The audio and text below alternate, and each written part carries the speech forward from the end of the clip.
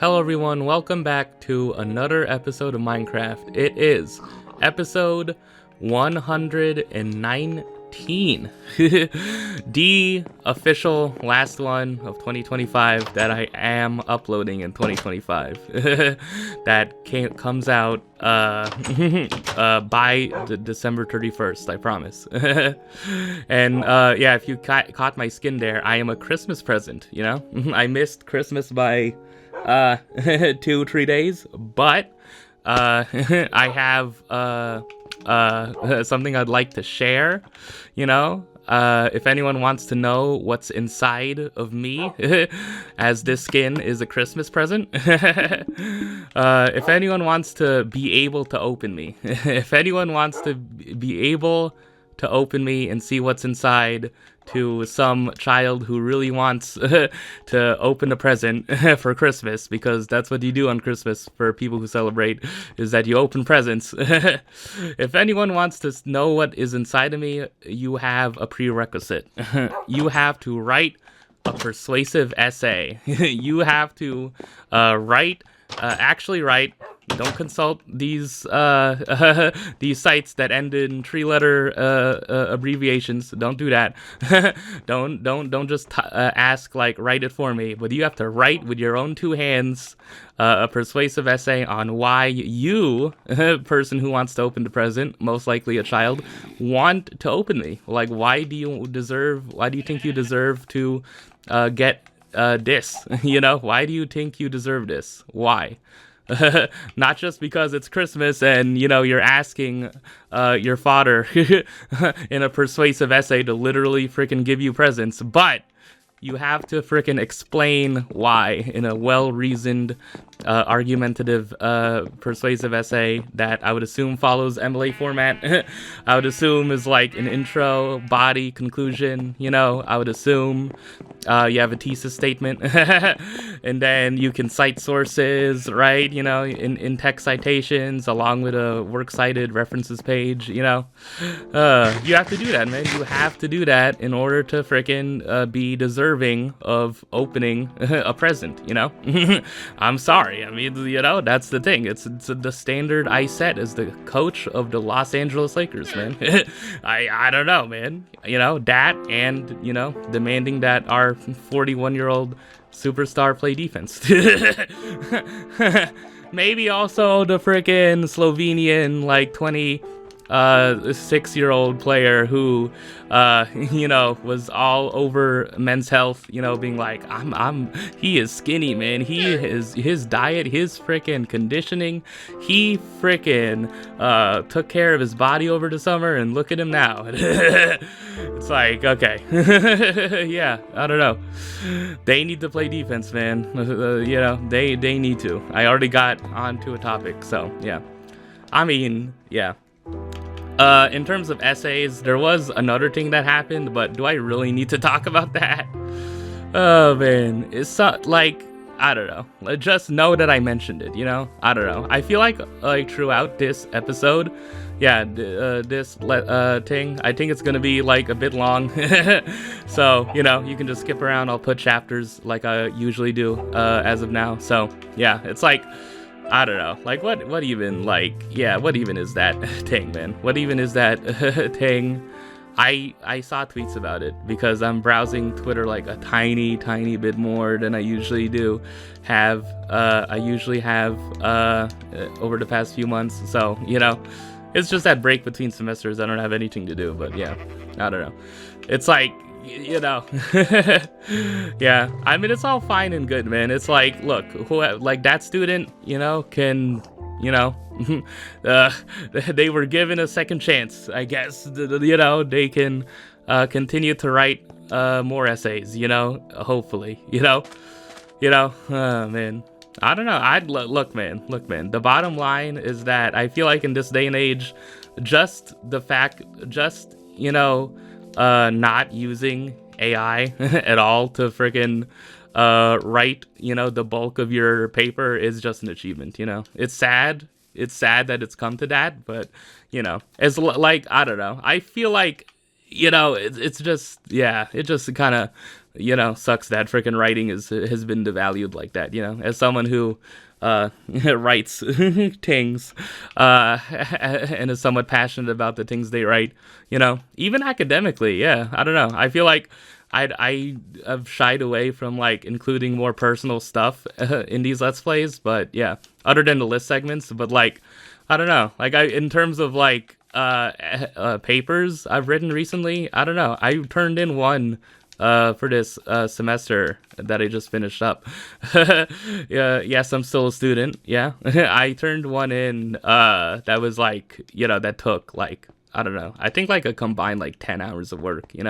I'm not saying this to like brag or anything. I don't know. Like I feel like I could have done it in like 6 hours or 4 hours, but like for this like paper that I had to write, it was, the requirement was that it be like 5 to 7 pages. It was like, yeah, like it had to be 5 to 7 pages, and like, yeah, including all the main requirements of a paper too. You have to have an intro, body, paragraphs, conclusion. You needed to have all of that. You needed to have references page. You needed to cite scholarly articles, as part of your references, right? It's like I did all of that, in like, I don't know, a combined like, God, I feel like combined like 8 hours. Yeah, because yeah, the last like official day of the semester was like when it was due, and I'm saying this for posterity, in case I ever forget, but I on the final day that it was due, on the day the paper was due, I went to my local library, planted my ass in a chair, and then just opened my laptop, and then I sat there for basically 4.5 to 5 hours. Like I basically just like sat down, opened up the Word document, the Google Doc, and then wrote for 3 hours, and then like took a 20-minute break, and then wrote for like 2 more hours, and then I had like 90% of the paper done, right? And then I'm like, I could do the rest at home, as I was like getting ready to leave. But like in the middle of thinking about that, I'm like, wait, why am I like leaving that extra 10% for later? It's like I'm not gonna have the same motivation to work on that 10%. So I went back. I freaking was about to leave, right? I had my laptop in my bag and everything, and then I freaking and I'm like, no, I'm finishing it freaking now. I'm finishing it now, and I'm turning it in at the library.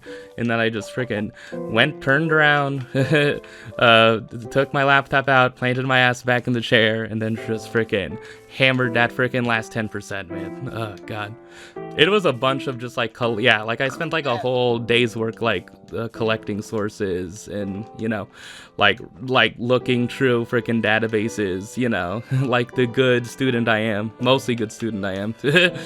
Oh man, I don't want to be too personal again, but look, I'm also saying this for posterity, in case I ever want to go back and be like, wow, that was a weird time, wasn't it? It's like, I was not successful in everything I tried to do this semester. I'll just leave it at that.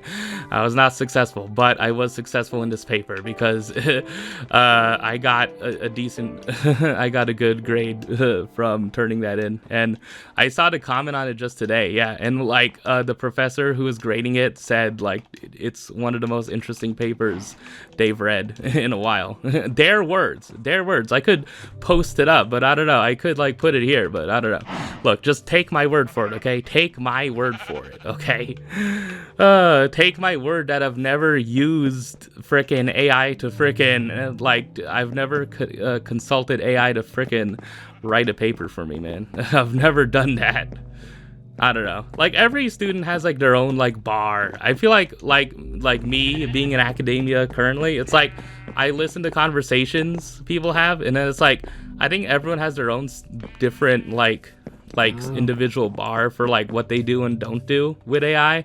But it's like, yeah, I don't know. I don't think like I've encountered people who just straight up like just ask these programs to just straight up do basic writing assignments for them. But there are people who are just like, yeah, I use it for, to do this specific thing, and it's like, it's like maybe it's like I ask it to compile sources, I ask it to like make sure I cite these things correctly, I ask them to like put these in alphabetical order, but it's like, I don't know. It's all just things like you can do by yourself, It's just like you're I don't know. I guess it's the thing that like ideally, AI is supposed to do the hard menial freaking tasks that using additional manpower would be kind of, not as worthwhile to do, just like doing the grunt work no one wants to do, I understand that argument for AI, but it's like, it's getting into this whole thing. I wanted to talk about the NBA.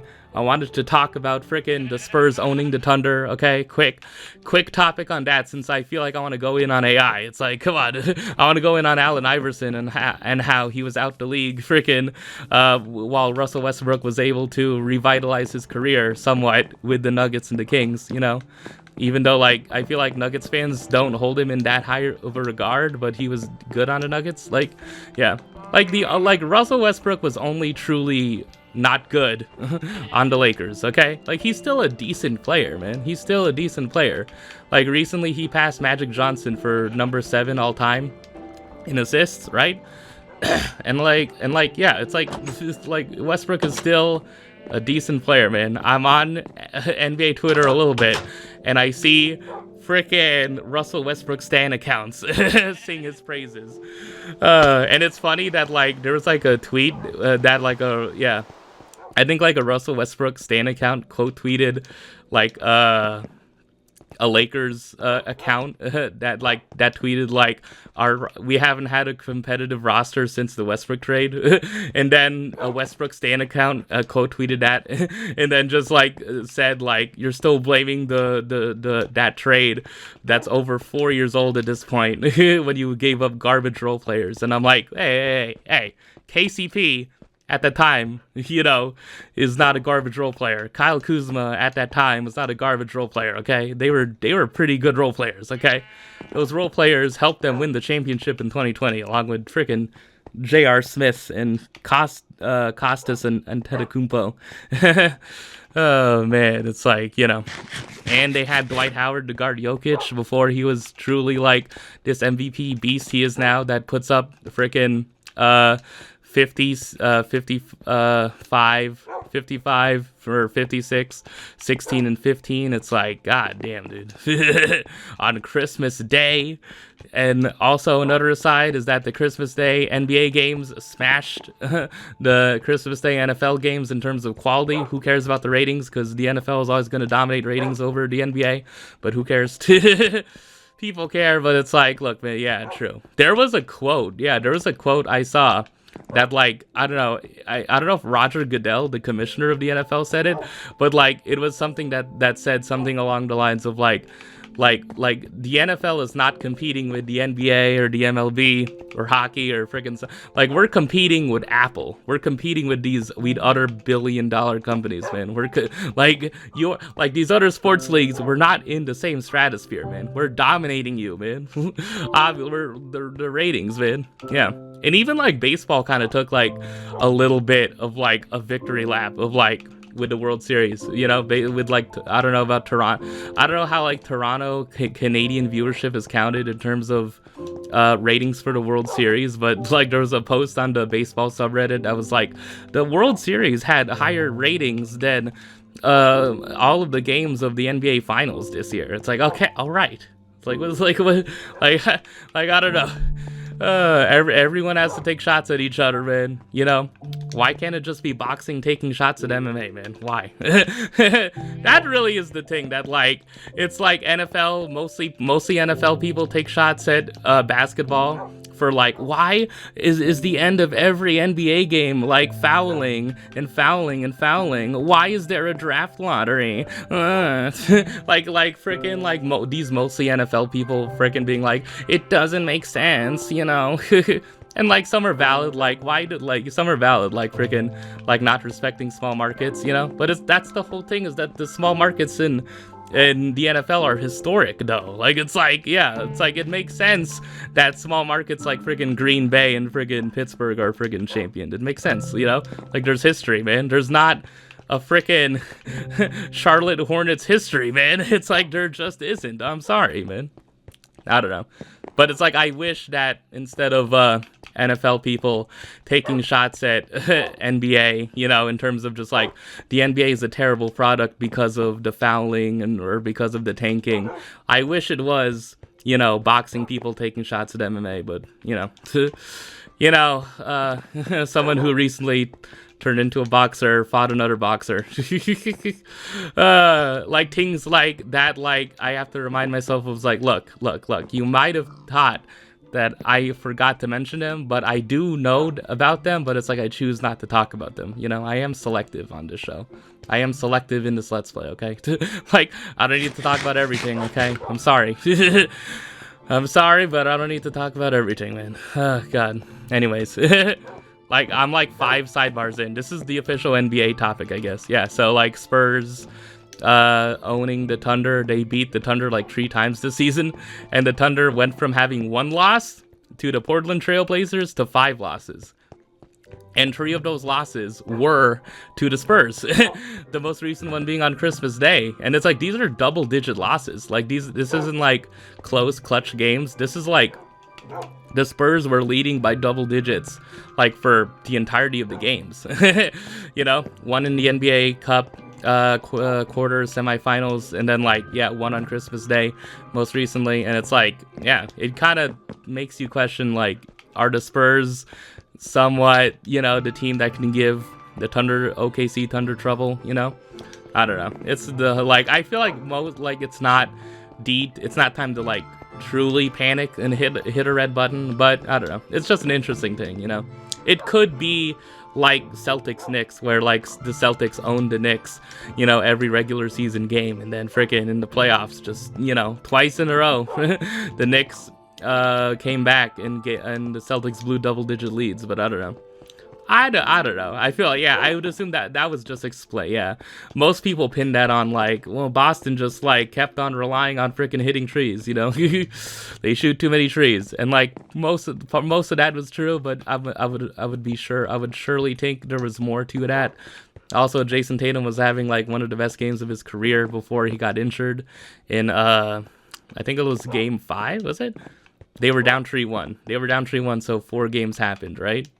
Yeah, it was. They lost the first 2. They went to New York. Boston 1-1, so it was Game 4. So they were down 2-1, right? Yeah. And then that was Game 4. And then Jason Tatum tore his Achilles. You know, man, he could come back this season, but like, you know, I maintain that, like, I feel like the only reasonable scenario that Tatum should come back for the Celtics is if the Celtics are like a top 3 seed in like April, right? And like in like the Cavs haven't gotten it together, and the Sixers aren't like truly that much of a threat. If the Sixers aren't at the top of the East, right? And like the only like teams ahead of the Celtics are the Knicks and the Pistons. I feel like that would be a decent time for the Celtics to like come back, you know, or for Tatum to come back to the team. But I don't know. Yeah, that's just my personal opinion, you know. So is there a worry for OKC in terms of facing the Spurs in the playoff series later on? Maybe. You know, it's like the size. Yeah, Victor Wembanyama and our guards. Yeah, Dylan Harper and I was about to say Ace Bailey. He plays for the Jazz. Yeah, Dylan Harper and Stephon Castle. You know, the rookie of the year in 2024. Stephon Castle was. So yeah. Yeah, Dylan Harper is looking pretty good from what people are saying, you know. Yeah, Wemby. It's like, I don't think he's gonna make I don't think he's gonna make the cut for All NBA, you know, in terms of like the meeting the game requirement. But like, yeah, like I feel like as of now, like he's the front runner for DPOY. So yeah. Oh man. Anything else to talk about with the Spurs and the Thunder? There's been a lot more OKC hate I've been seeing, and there's been hate directed at Lou Dort. And like, yeah, it's been a joke that like Lou Dort is built like a football player and he's kind of playing freaking football out there. He's playing like a linebacker, but it's like there's been clips of just like him like kicking his leg out freaking as he's shooting a tree, right, which is not a natural shooting motion, right? Like, and like there's like another clip during the most recent game where he was kind of going, it looked like he was going at Wembanyama's knee. It's like, I don't know, man. Like, yeah, I feel like there's been more and more hate growing towards Lou Dort, man. It's like Lou Dort is, yeah, of just like he's not playing basketball, man. He's doing these non-basketball related plays that are just annoying the shit out of people. And like, yeah, that's become a thing. It's like Shea foul baiting and then Lou Dort freaking doing all that, whatever it is. Like, it's like, what is he doing, man? Oh, man. Yeah, and that's the thing, too, that, like, OKC in general, I guess, is, you know, some people perceive them to be, like, a team that's allowed to be more physical than other teams, you know? But I don't know. Oh, man. Look, man, all I know is that, like, the Nuggets are going to be competitive with them, you know? That's all I care about. All I care about is that the Nuggets have a fair chance against the Thunder, and it seems like the Nuggets and the Spurs will have a fair chance against the Thunder, you know? Where just, like, you know, a week and a half ago, it was like, who can even challenge the Thunder, you know? I tweeted out after, like, OKC was, like, what, 22, 23, 24, and 1, where it's, like, it's really OKC unless 4 of their starters get injured. Like, it's, like, yeah. Like, at this point, still, like, no Eastern Conference team is going to beat them, you know? Like, the Knicks, maybe. Like, maybe the Knicks if frickin', like, a couple OKC starters miss a few games, you know? But, like, I don't know. It's just, yeah. I just don't see an Eastern Conference team winning the championship. That's just not going to be a thing, man. Other than the NBA Cup, man, no Eastern team is going to win the championship this season, man. It's going to be, I don't know, now it kind of is like, it's going to be OKC, Houston, Denver, the Spurs, right? It's going to be those 4 teams, you know? I don't know. Like, what other team could it be, man? Oh, man, because it's not the team that doesn't play defense, man. It's not the team whose head coach is like, please, children, write me some persuasive essays in order to get your Christmas gifts. Oh, man. Should I talk about the Christmas gifts I got, you know? I got 2 tablets. Oh, my God. I got, yeah, one is, like, a much cheaper, yeah, like, it's weird because, like, both of them are, like, under 100, yeah. Look, man, I am consumerist, okay? I will put my hand up and I'm like, I am totally a freaking tech consumerist these days, but just not in terms of, like, the top of the line, most expensive stuff, you know? Like, yes, I did get a gaming PC this year, but it was under $1,000, okay? I will give you that. It's under $1,000, you know? It was $899 listed on Amazon, okay? But it still has 8 gigs of GDDR7 in the graphics card. It still has a terabyte of NVMe storage. It still has, I think it's an i7. Yeah, I think. Yeah, it has an i7. Yeah. Those are the basic, like, specs of it. Yeah.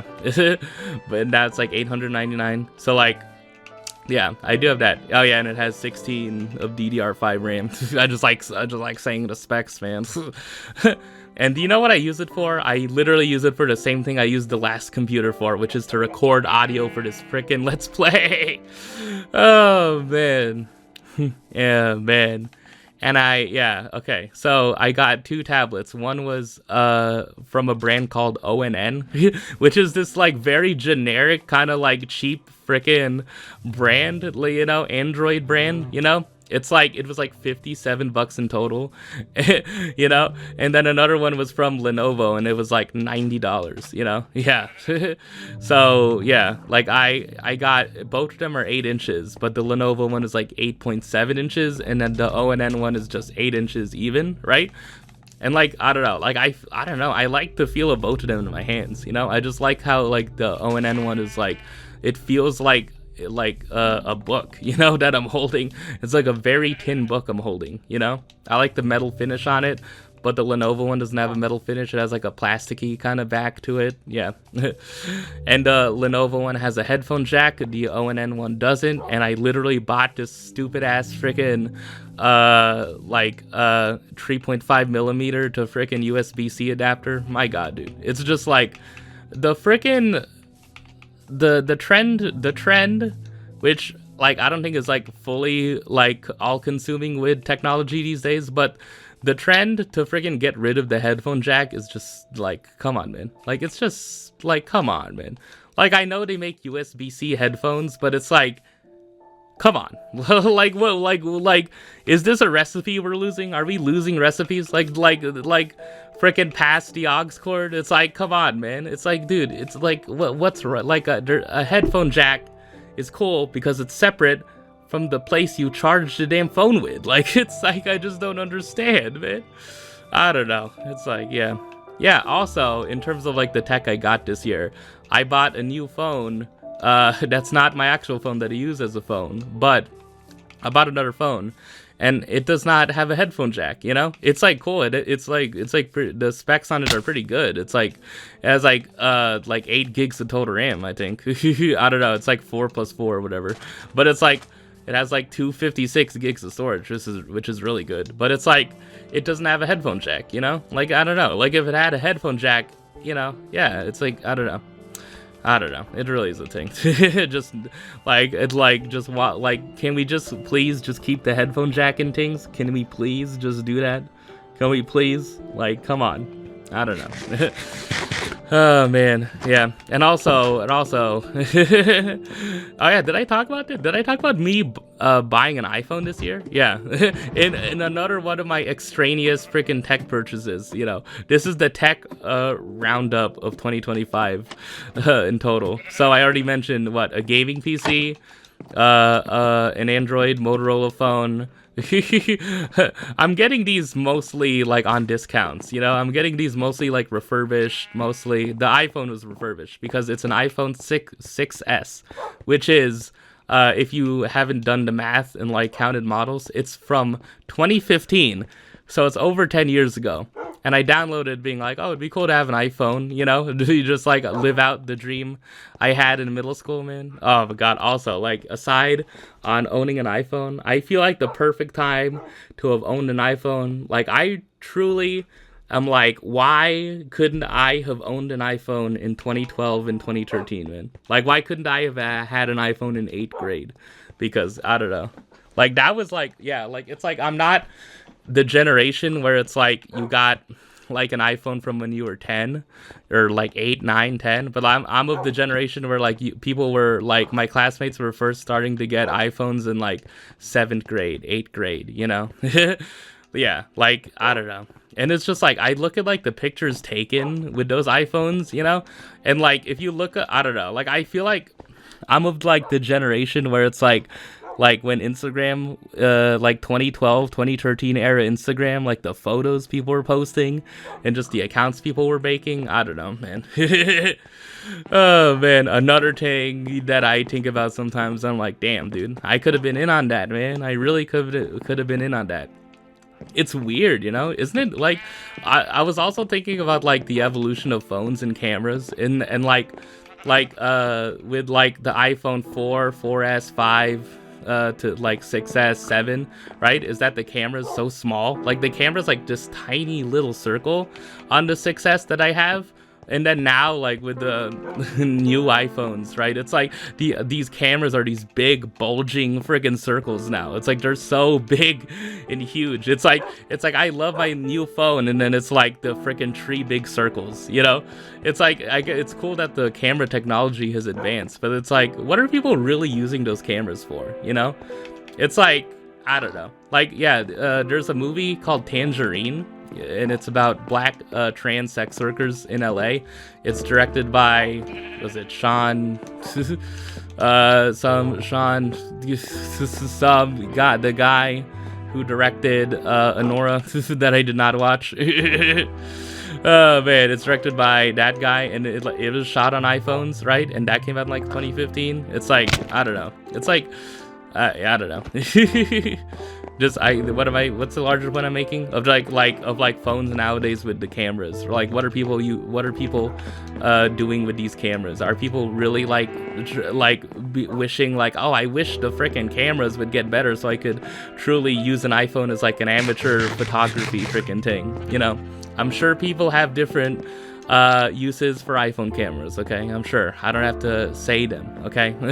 But it's like, yeah, it's like it'd be interesting. I don't know. It's just interesting how like it was cool that 10 years ago that the camera was small and like it was like hidden, like the rear facing camera. That was just this one circle and this one flash dot, you know, and now it's like these three big freaking huge ass circles that are freaking bulging out, and you need special case designs just to freaking accommodate that.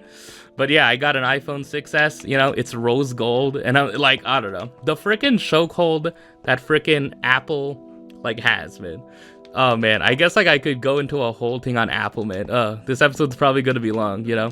I guess like what else do I need to talk about? NBA related. I talked about Jokic. I talked about the Lakers defense. In terms of the non-NBA stuff I have, yeah. I talked about Westbrook. What do I need to talk about before I talk about freaking Apple products? The chokehold that freaking Apple products have is, you know, I remember freaking 10 years ago, like I looked at rose gold colored freaking iPhones and I'm like, that looks so freaking cool, man. Yeah. And yeah, I guess I just skip ahead to freaking like now me with that iPhone. It's disappointing, man. It really is disappointing because the iPhone 6s, the latest iOS it can update to is iOS 15.8. And do you know what you cannot download on an iPhone on that version of iOS? You cannot download Google Drive. You cannot download Netflix. You cannot download Crunchyroll. You cannot download anything Google related. You cannot download frickin' Netflix on a frickin' iPhone 6s now because frickin' it's locked to a future like version of iOS, man. Like, seriously. Like, you cannot, like, come on, man. Like, it's not that I would even use them anyway, you know? Like, I ended up, like, watching a couple episodes of Pluribus on, like, Apple TV on there, you know? Apple TV still works on the 6S, but it's like, I don't know. It's just stupid. Stupid, man. Like you can put frickin' Netflix on a 6S, man. You can make it so that like that version of iOS can frickin' download those apps, but it's so dumb, man. It is so stupid. Like surprisingly, like Google Maps can be put on a 6S, and I think that's like a relic of originally when Apple Maps came out. Is that like it was so like poorly optimized or whatever that people like just prefer Google Maps. I don't know. I think that might have something to do with it. I could be completely wrong, but like I remember like when Apple Maps first became a thing that like there was major bugs or issues with it. So yeah, it's like I don't know, there's just so many apps that just cannot download. Yeah, it can't download, you know, dating apps. It can't download freaking like, dude, it can't download freaking so many freaking things, man. Yeah, I don't know. It's like just because it's on iOS 15.8, like so many apps say on the app stores, like you need freaking iOS 16. You need iOS 17. It's like, what? Like, come on, man. It's so dumb. I guess like the restricting Google stuff was just like they wanted you to use Apple branded apps, but it's like it's just stupid. Absolutely stupid. Just like stupid. Just my god, dude. The allure of Apple products, man. I don't know. To be fair, like I got even like the 6S I got, yeah. Like, dude, the 6S I got on eBay was $70, and like it's 128 gigs, which is cool, you know. Like I'm using it as a burner phone, basically, you know.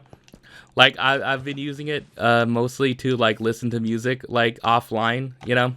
Okay, that's like the one use for it, is that it can have Apple Music, and like yeah, like it can like, you know, I have Apple Music and Spotify, but yeah, I don't know how long I'm gonna have Apple Music for, because like I have like this student subscription, but I'm not gonna be an undergrad student for that much longer, so it's like, yeah, I feel like I'm only gonna get a year or so out of it, so yeah. But a feature of Apple Music is that, yeah, just like Spotify, you can download albums, and it has like most of the stuff that Spotify has. So yeah, and also the version of A Weekend in the City on Apple Music, the specific version of A Weekend in the City on Apple Music has Kane Said to Abel on it, on the freaking track listing. So that's cool. Oh man, I guess I'll take a little break because my voice, I feel something with my voice, and I will come back with the rest of this year-end episode. Yeah, so in conclusion, I got an iPhone off of eBay from 10 years ago just to live out some freaking fading fantasy of like owning freaking an iPhone, and I was mostly disappointed, but like I'm using it to freaking listen to music, you know. That's really just the only thing I'm using it for. Yeah. Oh man, it's like it's just, yeah, that's really the only thing. Oh man, is there anything else cool about an iPhone? I got to check out the generic iPhone ringtone. Yeah, what's it called? Like, yeah, what's it called again? It's like it's just, oh man, something. I'll post it if I edit it here. So some generic thing. And one thing I remember with Apple related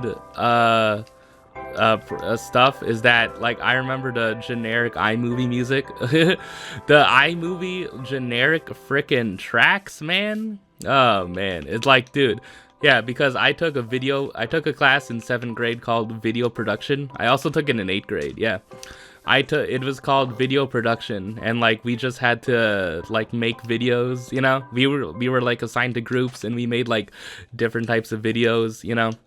Like one time, I feel like I didn't get to make it, but like one group made a music video, and then another group made like an instructional video for like a class of just like, here's how to do a math concept, you know. And then another group does like a video using a green screen, because we had a green screen, you know. And like I think like in the 2nd year there was like, my teacher bought a GoPro, you know. So like I think like that was one of the videos we could do, is that we could make a video using a GoPro. Yeah, it's cool. I don't remember much, you know. I remember the one time I had to make my own video. I think like I did it on like recycling or something, or just like, yeah, I think I did like an instructional video of like how to save money for something. Yeah, I think like the opening shot I had in that video was me, like the camera zooming in on a picture of a PS4. I distinctly remember this.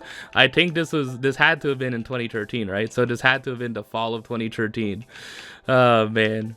It was something like, do you want to save up money? Do you want to buy something like the PS4? Well, in order to do that, here's some tips in order to save money or something, or in order to, you know, I don't know, something like that. I don't know. I might be misremembering it. That's how memory works, man. It's so like jaded, man. It's so like not jaded, but it's like fragmented, right? You don't remember all the details, but there are just some things that like ring so strongly.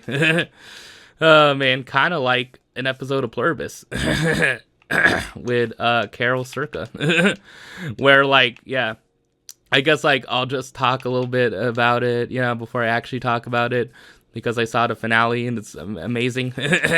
Just, yeah, my review. Okay, here's my brief review of Pluribus, the first season. It's great.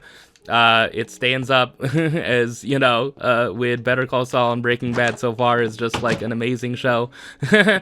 I'm excited to see where it goes. Like I talked about it last episode, but just like this show, even over Breaking Bad and Better Call Saul, just has like such like funny, dark humor to it, you know? It just has great freaking humor, man. Just the voicemail that plays, that's voiced by Patrick Fabian, you know, Howard Hamlin in Better Call Saul. And like the fact that they were just like, hey, we're just gonna play this voicemail in its entirety each and every time, and Carol's gonna have to listen to it each and every time. And it's this like full like 30-second voicemail of just like, we're sorry, we can't be here for you directly, but we need some space, you know? It's like, hello, Carol. It's like, please just like ask us for anything you want. Yeah, using this like hot, like she like this voicemail with Howard Hamlin's voice is just freaking there to greet her every freaking time, and she has to wait for it to play, and then it ends, and then she has to request what she wants. And there's that one time where she's like, I want a red Gatorade, ice cold. I want it cold. And then like it gets dropped to her by a drone, right? Or like airlifted in. They airlift the Gatorade, and then it's like, and then she's just like, she calls the hotline again just to be like, I wanted it ice cold.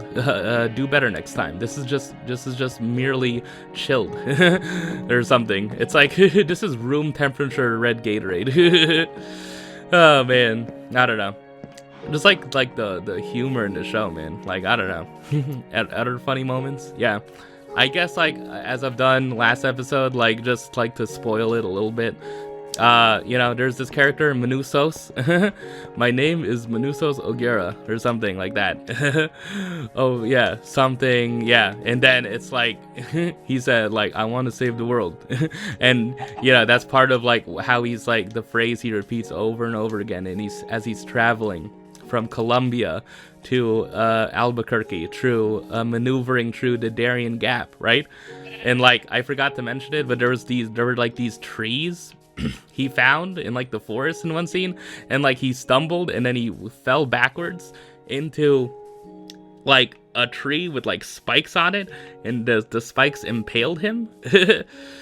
Oh man, it's like, yeah, that was kind of a brutal scene. And then like the scene after, he's like yeah, he's putting the tip of his machete like in a fire, right? And then he's like treating his own wounds, man. Yeah, I don't know, man. Yeah, he's like, it's the thing of like Manusos, yeah, like Carol, does not like the fact that, you know, this is how the world is, you know, of like there's this pluribus, there's this hive mind that's, you know, all joined together, they act as one, you know, everything is happy, everything is calm and peaceful. But, you know, I don't know. There's been so many freaking theories about, you know, what the hive mind is, what it represents. Does it represent AI? Is it... I read like a post on the show subreddit recently where like just someone is just like the hive mind is about colonialism. You know, it's clearly a metaphor for colonialism, which like fits because Manusos like says to them, right? Like, you know, he says to them, it's like, nothing on this earth belongs to you. Like, you don't, like, you just stole everything, you know? You do not own anything here, you know? You know, you just took over without anyone's permission, without anyone's consent, you know? Yeah, I don't know. It's also, I don't know, the direction that Pluribus takes of just, like, it being this, like, sci-fi thing. And, like, the sci-fi elements, like, creep up in, like, the last 2 episodes. And, like, there's a scene where Zosha... this character played by Carolina Widra, like she originally gets introduced as like Carol's like chaperone, you know, like a personal chaperone who's supposed to like take care of her, and like yeah, she Zosha gets poisoned by Carol in episode 4, and then yeah, in episode 2 when she gets introduced, like Carol like makes the connection that she looks like one of the characters from her books, Raban. The episode's called Pirate Lady, and then like her introduction is her piloting a plane. Yeah, I didn't notice it at first, but yeah, like it's like her piloting a plane, and then she like gets in a shower and she's naked, but like, you know, at first she's like piloting a whole freaking plane. Oh man. Yeah, and then like, yeah, I don't know, just like there's just so many fun things about this show, you know, how like creepy the hive can be, especially in the opening, the cold open, the teaser of the last episode, you know. A lot of people are just, yeah, a lot of you just, I feel like I'm not really saying anything new, and it's like it's one of the best freaking scenes in the series so far. Like it's one of the best scenes where it's literally just this village, you know. And, like, it's set up earlier in dialogue where Zosha says there's only, like, 12 people that are unaffected, right? And like in episode 2, all the people who speak English are gathered, right, or something. Yeah, like they gather all of the people who are unaffected. They meet in like this Air Force One Boeing 737 jet, right, and that's where Mr. Diabate is, and like this character Lakshmi, who is just like, why are you worrying so much, man? I just want to have peacefully live with my family, man. It's fine. And like Lakshmi reminds Carol that every time she goes on an outburst and she crashes out emotionally, like a bunch of people die, right? like however many of the world's population die when she does that, and like the Pluribus themselves like seize up. They like shake as if they're having a seizure, but they're just like in place all the time. I don't know. But yeah, it's set up when Zosha says earlier in the season that there's this one Peruvian girl named Kusumayu, and she like lives in a village, right? And the final scene, first scene in the final episode of the season, episode 9, like is like it takes place in that village, and it follows Kusumayu, and it involves a goat, and it involves Kusumayu becoming one of the Pluribus themselves. And it's really sad, and it's really creepy. And it's one of the best scenes of the damn series so far. It's just so freaking well done. Just like how like the whole entire village was just created to freaking like, I don't know, placate her, right? Like they were just performing, you know? That's what the hive mind does, is that like they're doing this performative act to freaking lull these unaffected people into this sense of like comfort, right? When it's not, you know? When they really just want to infect these people, you know? And like make them one of them, you know? And like that's the thing, is that they're using the knowledge of this village's culture and like Kusumayu's culture as like an indigenous, you know, Peruvian girl, right? Like they're using this knowledge of her culture and like and like the village in which she lives to freaking lull her into this false sense of security, right? And then yeah, they sing, right? She like they've spent this long amount of time supposedly trying to convince her that joining them is gonna be good, and at the end she finally joins them, and then she gets up, she's smiling, and then like you just know that she's officially turned.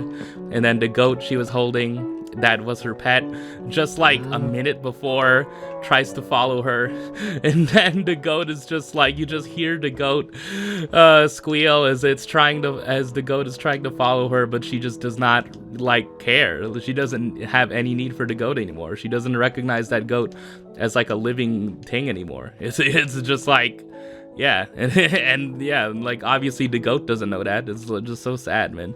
And it's like, it feels like just a scene straight out of a horror film, of like one of those like new freaking like, yeah, Midsommar or something, of like those new A24 type of horror films, where it's like the horror comes from how, you know, like smiley it is or something, of like how like positively creepy it is, you know? It's not purely freaking blood and guts and freaking, it's just like it can horrify you by just being, you know, too freaking positive, you know?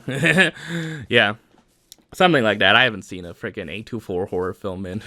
My Criterion closet is my bookshelf, man. You know, I would love, yeah, did I talk about that? Of just like, I would love like to like have a series where like I bring people into my own personal book collection, and I'm like, hey, pick out 3 books that you like from these shelves. And then like I'd be interested to see what they come up with. I have like a bunch of books that people probably read before though, right? Yeah. I own a copy of The Hunger Games, okay? I own a copy of The Hunger Games. I own a copy of The Book Thief. I own a copy of The Perks of Being a Wallflower, Paper Towns. Yeah, I'm just listing off like classic like YA staples, but yeah. Yeah, I have a copy of Infinite Jest. That's one of the things I bought this year after finally like deciding on it. The only thing was that like a used, yeah, like I got a pretty good deal on it because a used copy on Thrift Books was only like $11, you know? I don't know how much it would have cost if I bought that like new on like at like Barnes and Noble, but yeah. Oh man. One thing this year is that I expanded my book collection, man. I just freaking expanded it. And yeah, I bought textbooks. I bought freaking language arts textbooks from my middle school, you know. I bought French textbooks for a reason. You know, it's like, I don't know, man. Just the books I freaking got. I'm like looking now. Yeah. I have one shelf that's specifically dedicated to Filipino short story collections and novels, and then I have another shelf below it that's just general Asian American fiction, right? Yeah, like mostly, yeah. I have like one kind of shelf that's like nonfiction, you know, where it's like memoirs and stuff. Yeah, that's where I have like Crying in H Mart by Michelle Zahner, High School by Tegan and Sarah. I have, you know, All Boys Aren't Blue, I think is a memoir, right? Yeah, I got that from the bookstore that I talked about previously. I got a bunch of YA books this year. Oh man, what are some highlights of books that I got this year? Yeah, I got 2 books that contain the words bitter and sweet. I have a book called The Summer of Bitter and Sweet by Jen Ferguson, and I have another book called Somewhere Between Bitter and Sweet by Lakian Zia Kemp. You know, I'll post their name in the video, hopefully. Like, I might have butchered that immensely, but yeah, I'm sorry if I did. But yeah, I got, yeah, what else did I get? Yeah, nah, I think You've Reached Sam I got like the year before. Yeah, I got so many, man. I have the complete track series by Jason Reynolds. I have Iron Widow that I got that last year. Yeah. Oh man, I have a bunch of graphic novels. Yeah. Some of the books I got were from Little Free Libraries, surprisingly. Yeah, there was a Little Free Library in my university, and I got a few books off of there. I got like a book of like Japanese short stories, you know, like short stories by like this Japanese author. I got a book called The Argonauts. I got a book. Yeah, I have a book. Yeah, I have On Earth We're Briefly Gorgeous by Ocean Vuong, and I got that from a Little Free Library, and I was like, that is way too good of a book. Yeah. And like I talked about like donating Caramelo, right? So like in return, I donated Caramelo and like some repeats of books I had. So I like donated books like Britt Marie Was Here by Frederick Backman. I donated a copy of Cannery Row I had by John Steinbeck. You know, it's like, yeah, I have, I don't know, just so many freaking books, man. I got a book called The Portable Beat Reader. Yeah, it's a Penguin Classics book that contains a bunch of like beat writers and like their poetry and stuff. I got a bunch of poetry collections. I talked about like the ones from Gary Soto. I have Sandra Cisneros' first poetry collection, My Wicked Wicked Ways. Yeah, I'm just talking about books I've gotten. Yeah, I'm thinking of books I've gotten this year in particular. Yeah. Oh man, I have a bunch of like adult fiction freaking books that I got. Yeah. I have a book called A Visit from the Goon Squad. Yeah. By Jennifer Egan. I have a book called Stone Arabia. I think like Dana Spiotti. Yeah. I'm just firing from the hip. I'm not looking at the books now. Yeah, because I'm not looking at them directly. I'm just like, hey. Oh yeah, I in terms of the Filipino books, I talked about Leche, which is gonna show up later, hopefully in this video. And like, I got another book from R. Zamora Lindmark called Rolling the R's, which is a book he wrote like a decade previously. So yeah. Oh man, I just got a lot of books, man. Yeah, I talked about Charlie Chan Is Dead, the Asian American short fiction collection. Man, I have a book called The Rosario Castellanos Reader, I think. Oh man, I bought a book. Yeah, I bought a book called Last of the Menu Girls by Denise Chavez. Oh no, not Last of the Menu Girls. Yeah, but that is a book by her. But I bought a book called Face of an Angel by Denise Chavez. Yeah. And like it's a book I saw in one of the libraries I've visited over the years, and I decided to get it. Man, I don't know. Now I'm just like transitioning into books I've bought. Man, how long have I gone, man? I've gone for an hour already. An hour. It's like, I don't know. This probably could be close to 3 hours, but yeah, I don't know. Is there anything else? I talked about Pluribus, right? Yeah, I knocked Pluribus out of the way. Okay, so that's one topic, you know? Yeah. I'm gonna have these list segments, but I'm not gonna go like one by one on them, you know? I guess I'm just gonna talk about them at large, and that'll be less time. So if anyone wants to skip ahead to the list segments, you know, I think I'm just gonna do them back to back to back, but just not go over them one by one, you know? I'm not gonna be like at number 10, man, because that would be too much effort, man. I don't know. I have like so many books, man. I have like small books too. Yeah, I talked about like the book of single sentence stories I got, right? Yeah, I have a couple short story collections from Alice Munro I bought this year, the Canadian short story writer who was an inspiration or an influence on Always, that band's music. You know, Archie Marry Me. Yeah, Adult Diversion, you know, that are Always, Pharmacist. Yeah. Anything else I got that's of note? Yeah, oh yeah, I got like a book, Dare Dare by Tommy Orange. Like, I don't know, man. It's like I am freaking just, yeah, I'm just like stacked with just books, man. Oh man. Oh yeah, I got like a couple of books by, yeah, a few books by Zora Neale Hurston. I got Dust Tracks on a Road, which I think is her memoir, and Of Mules and Men, which is a collection of like folk tales, or you know, yeah. It's like, I don't know, man. It's just, you know, I'm just like, I can go off. I can go and just keep on naming stuff that I got, man. And just, it can go all freaking day with this. Oh man. Some I just want to keep because I know I'm gonna read them, man. Yeah. Any other like standout like YA books that I got that, you know, this year that I would like to shout out? Oh man, I don't know. Yeah. I'm looking at my shelves. I mostly have like the books I've read before here, but I don't know if I have any that like I just got this year. Man. I have a book by, yeah, I have a book by Ryan LaSala, right? Yeah, it's called Bedazzled, I think. Yeah. And yeah, I think like it's like one of his first books, you know?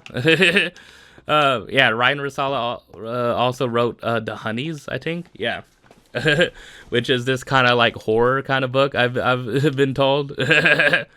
Oh man, what else? Oh yeah, I got Cemetery Boys. Yeah, I got Cemetery Boys by Aiden Thomas, right? And it's like I've been wanting to get that for so long. Yeah, and I finally got it. I'm sorry, but I got it secondhand. But I've always wanted to own it. I own it in my possession. Okay, it's an ex-library copy. You know, I don't know. That's the thing with like thrift books is that like you select the condition you want them in, and there really isn't that much of a difference between like, yeah, there's like good, very good, like new, right?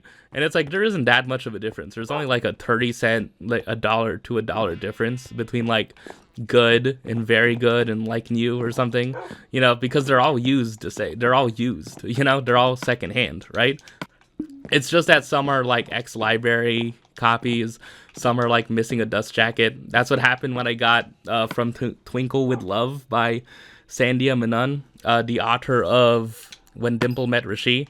And there's a series that's very, very, very loosely based on that called Mismatched. And I watched like the first episode of the 3rd season of that. I need to get back to that, man. Oh, man. Yeah, there's so many things that I haven't watched, man. Yeah. Man, I could report, I mean, the only, like, TV show, yeah. I know, I watched Long Story Short, okay. That was really good. I gave my thoughts on that. You know, go watch it. It's really fun. Yeah, I watched, Yeah, I watched Exo Kitty like 2 years late. There's a second season of that. It was fun. It was decent. I don't know. Like, I don't know how I would compare it to The Summer I Turned Pretty. But I don't know. Oh, man. Yeah, I talked about like Lola Tung and frickin' Anna Cathcart doing like the frickin' variety, like actors on actors. Like, what? Yeah, like, I don't know, man. That's the thing. Yeah, did I talk about gimmicky interviews, you know? Yeah, like, there's also, like, the freaking, the New York City subway show. Like, was it, like, yeah, it's hosted by someone. Yeah, it's like, what, I just need to know, just, like, how do these shows start, man? Like, how do these shows freaking start, man? It's like, I don't know. Like, there's just so many things where it's like, I don't know. There's so many freaking things, man, where it's like, how do these things start, man? Like, who decided that it was gonna be a date at a chicken shop? Like, who decided that? Like, who? Tell me. Like, she decided it? Like, she decided it? Like, I don't know, man. I don't know. There's just so many things where it's like, I don't know. It's weird because it's like, I feel like it shouldn't be something I get annoyed easily by, but it's like, it's somewhat, it kind of does. Like, I don't know.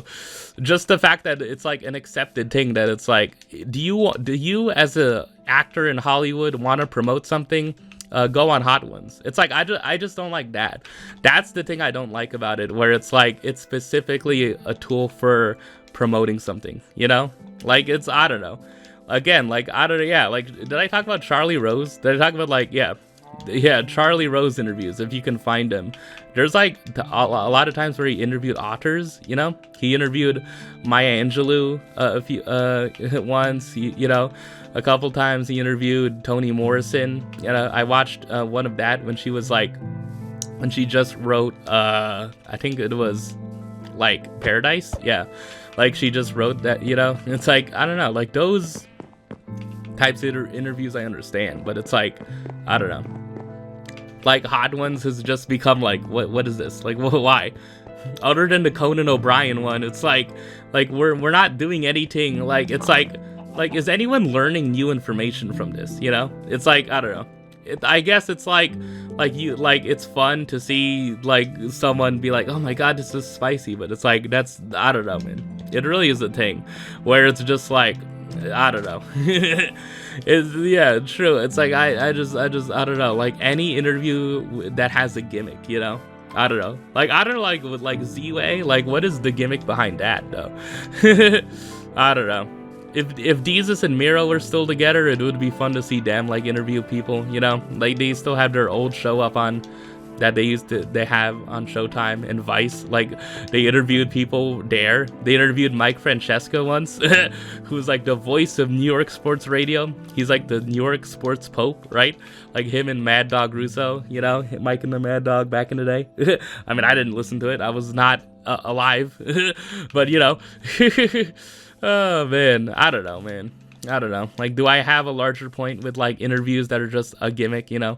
It's like, I'm gonna interview you, but like, we're just like hanging out on the New York City subway, and it's like, hey, New Yorkers or whatever, it's like, give us your, like let's be real. As I hold the microphone, what is your freaking hot take about New York City? It's like, what is your hot? It's like, okay. It's like, I don't know. Like, I'm not like, am I just like, am I getting old?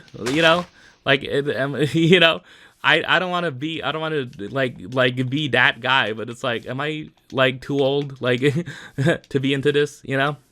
At like 25, like, am I too old? Like, I don't know, man. Like, I just don't know. Just, you know, I'm sorry if I'm just like coughing or like, yeah, I'm sorry if I'm doing that. Yeah, like, I am like a little tiny bit sick. I'm only like 5%. Yeah, there's like a little bit of like coughing that I do. But yeah, I'm mostly fine, you know. Anything else? Yeah, like what kind of books I got this year transitioned into like gimmicky interviews. Yeah, because of like the actors on actors. Yeah, is anything learned from these actors on actors things? Yeah, what's another freaking type of one where it's like, why is this a thing? Like, why, like, what are we doing? What are we learning? What are we, you know? I don't know. One thing that's like obvious, like is a gimmick, but like is actually decent, is the videos where it's like someone's last meal, you know. But it's like, even with those, it's like, yeah, like anything with Brennan Lee Mulligan is just like, I watch it, you know? Anything with Brennan Lee Mulligan is always like the most interesting freaking thing, because like he is like someone who just like has so like all these like fun thoughts about, you know, even though like I'm not into D&D at all, right? I'm into D&D somewhat, I guess, yeah, in terms of like learning about it. But like, yeah, like all of the stuff he says about life and philosophy, you know, is so good. He had like, there's like this short video that's like a clip of him where he's saying like people aspire to be fantasies of themselves, you know, of just like, yeah, and like he's talking about like in a screenwriting class I was told to make things more realistic and grounded, but like if you look at real life, you know, it's like I was a bartender once, and it's like people are just like you would not believe the types of people I would come across, or I would like come across it when I was a bartender, you know. It's like people were just like cartoonishly, yeah, something like that, like people aspire to be fantasies of themselves, you know. Which is just such like a truly like real friggin' like thoughtful quote, you know. Yeah I guess since I'm throwing all my thoughts out there, you know, most of my thoughts out there, I don't know, isn't it interesting that like Dropout is like this kind of brand of comedy, you know? Like Dropout and Smosh nowadays is like this same like shared kind of branch of like comedy that's like based a lot on improv, you know. It's like, and it's so, a lot of it's like really funny, you know. A lot of it's really funny, and like you can tell like why it has a fan base, because like along with it being like really funny, it's also really inclusive, you know. It's like there's a lot of queer people obviously in Dropout fandom, and like also part of the talent at Dropout and in Smosh too, right? Like Courtney, you know. I think Courtney at Smosh goes by they them, right? In terms of their pronouns, right? It's like, I don't know, it's like really freaking cool, you know, seeing like, you know, just the inclusivity and like the humor, and like how like Smosh and Dropout, you look at them like side by side with like Try Not to Laugh and Make Some Noise, you know, just like the compilations of Make Some Noise, like I see on YouTube, even though I don't subscribe to Dropout, you know. And Dropout, by the way, is what College Humor turned into, because College Humor shut down, you know. But it's like Dropout has a lot of the people who were part of College Humor before, you know, like Zach and was it Mike Trapp, you know. Trapp hosts a show called friggin' Actually, where it's like trying to correct a bunch of nerds trying to like correct things, you know. It's like, yeah, it's like, I don't know, yeah. And Brennan was also part of College Humor for a time. He was like he did like the CEO freaking sketches. Like there was one where it's like the CEO of Oreo, right? It's like, we have too many flavors, man. Like what, we have way too many flavors of Oreos. And then there was also like the funny one, but the too real one, where it's like the GoFundMe CEO is just like, look, we need like a few fun ones. It's like, what? Like, it's like, this is some nice thing. It's like, oh, hey, my name is Bob, and I am trying to save money for my wife's cancer treatment. Oh, because I can't pay the medical bills. And it's like it's just like there's like a lot of GoFundMes are that, man. Unfortunately, it's just like, it's like so funny, but it's also kind of just depressing too. It's like, we could use a few fun GoFundMes. Like we could use a GoFundMe where it's like, hey, like help me help me plan a vacation to this country, you know, or something. It's like, but instead it's just like, help pay off like insert frickin' person's medical debt. It's like oh god. Oh man. But yeah, like I was thinking just throughout this year, and like, I don't know, maybe like last year too, just like the humor of Dropout, right? And I'm thinking like I feel like the audiences of like humor in general like are segmented, you know. And like what I mean by that is like like the people who are into Dropout and like make these like stan pop heads, like stan culture-esque compilations, with these like fast editing and like the text of just like OMG, he slayed here. It's like I'm dying laughing at this, like the fast text that pops up, like the videos titled like Dropout moments, like Brennan Lee Mulligan moments that make me squeal enjoy or something. It's like I feel like the audiences of that humor are just so like diametrically opposed, it like for reasons that are kind of obvious. Like they're so diametrically opposed to just like audiences of like utter quote humor freaking people, right? It's like it's like, yeah, that's the thing. It's like this past weekend or something. It's like yeah, this past weekend, flagrant, even like the Joe Budden podcast, right? It's like it's interesting. Like I wonder, just like I know why there isn't a crossover, but like I'm just wondering, like, what if there was a crossover and like maybe there is that like one like unicorn where it's like I love Dropout and I love freaking those freaking podcasts, where it's literally just like it's a male comedian and it's somewhat edgy. It's like, yeah, it's like, I don't know. It's like, has someone combined just, I don't know. It's like, I don't know. It's like, but that's the thing. It's like, I understand like separating like art from the artist in a sense, in terms of just like who these people are versus just like, I just find them funny. But it's like, I wonder if there's like someone who just like, is, like, I wonder how people would feel about someone who like has like somewhat like I don't know, like opposing kind of like like opposing interest in humor or like in like the people they enjoy listening to or follow, like like, yeah, I don't know. Like I feel like in sports, right? Sports is different because I feel like it's like you can be fans of people with all sorts of different views and it's not seen as weird. But like I feel like being a fan of Dropout, is there someone who is like a fan of Dropout, right? A fan of Dropout so much where they like post these compilations where they're like Brennan Lee Mulligan moments, like Dimension 20 moments that I just roll, or that I love to see, that just like get me every time. And that like at the same time they just listen to Barstool, like the freaking like the most barstooliest of Barstool shit, and they're just like, yeah, like, and they're like they just do both, like, I don't know, man. Like I wondered like, I don't know. Or just like, so like, what if they do that same thing but for this past weekend? What if they do that same thing where they like have a channel where they compile funny moments and they title the video like these moments that make me laugh that make me smile so hard, or it's like, and then what if they do that for those kind of podcasts too, man? I don't know, man. Like, I don't know, like, is this like a taboo for me to even think about? I'm just thinking about if there's crossover.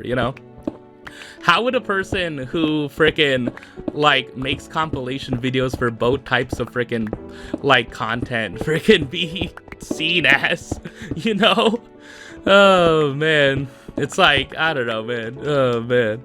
Like, like I'm naming like the names of the shows and not freaking, the people associated with them because, I don't know. It's my freaking Let's Play, I get to do that if I want to, I don't have to say that, the author of Regretting You, there was a film that came out of Regretting You. I don't have to say the name. I don't have to say the name of the freaking high school show that's gonna be a thing in 2026, maybe. I don't have to say it, I don't have to say it, but yeah, it's like, I don't know. I wonder, just like, yeah, like, it's just interesting to me. Yeah, I like, it's like the crossover between those two communities, those two quote fandoms, is just non-existent probably. But like, what if there was like that rare breed, And it's like, maybe someone watching this, it's like, yeah, it just has that freaking, it's like you, like just because someone freaking says funny things doesn't mean I have to agree with everything they say. It's like, okay, all right, I don't know, just avoid that. It's like, anyways, I want to move on to another topic. But yeah, I've been going for like, that was like a whole 20-minute segment, man. What's that gonna be called in the chapters? Like dropout slash, yeah, like dropout slash whatever it is, you know? Dropout is funny, man. I love freaking, you know, like the compilations of Make Some Noise, man. They're just so funny, man. Every time Brennan is on there, like there was one funny Make Some Noise bit where it's like the meeting between Comic Sans and Times New Roman. Oh man, it is just like it like everything Brennan does. Every like Brennan can impersonate so many freaking voices so damn well, man. Oh man. It's like just god damn, dude. Like Brennan is just so freaking funny, man. He's just so funny. And that's the thing. It's like I wonder if like the people were just like Brennan is so funny. Think of like, you know, I don't know. It's like yeah, you know, I don't know. Do I want to bring? Do I want to say the term manosphere? I said it, man. I'm sorry. Like, what if, but for the sake of argument, for the sake of like stupid ass freaking thoughts that I have that I'm just sharing now because it's the end of 2025 and how many people are gonna watch this anyway? I appreciate anyone who watches this, but you know, maybe I would prefer if less people watch it, you know, but it's like I wonder if there's like a manosphere / dropout crossover audience, man. Like, imagine if there was, though. Like, imagine if there was, man. I'm just saying, like the people who are just like, I'm fans of just, like, I just find both, like, really funny, man. I don't know. Yeah, again, it's like, yeah, again, I guess I have to, I'll bookend this by like, I really like how Dropout, you know, is very inclusive, you know, from the outside and like from a talent perspective and freaking open and accepting and freaking like introducing the people that are going to be on Make Some Noise or whatever. They like show their pronouns at the beginning, you know, and it's a cool thing. Yeah, it's a really freaking cool thing, you know? How like there's just, you know, there was like a really good like Game Changer thing. Like that's where, yeah, Make Some Noise is a spin-off of Game Changer. Like Make Some Noise is specifically like impersonate the sounds of this scene, you know, but Game Changer is like the game changes every freaking time. So like different things earn you points in each episode. So like there was one episode where Sam, like the host of it, like Sam just said go, and then like that was the command. Like that literally was the command. Players, Sam says go.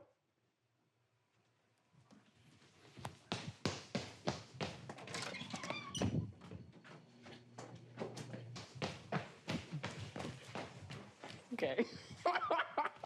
Go. You would take me to Burbank? Sure, I'll take you. Big line, real busy in and out. And a fry. Burger and a fry. There you go. Thank you. Do we have to go? Yeah. Was it? Yeah, we gotta go. Thanks, guys. Have fun. Yeah, thank you. Just stuff like that is just so fun and inventive, and you know, I don't know. I guess this is the Dropout freaking segment, man. I'm talking about Dropout more than Pluribus. Yeah. What else do I have to say about Pluribus other than, you know, it's great.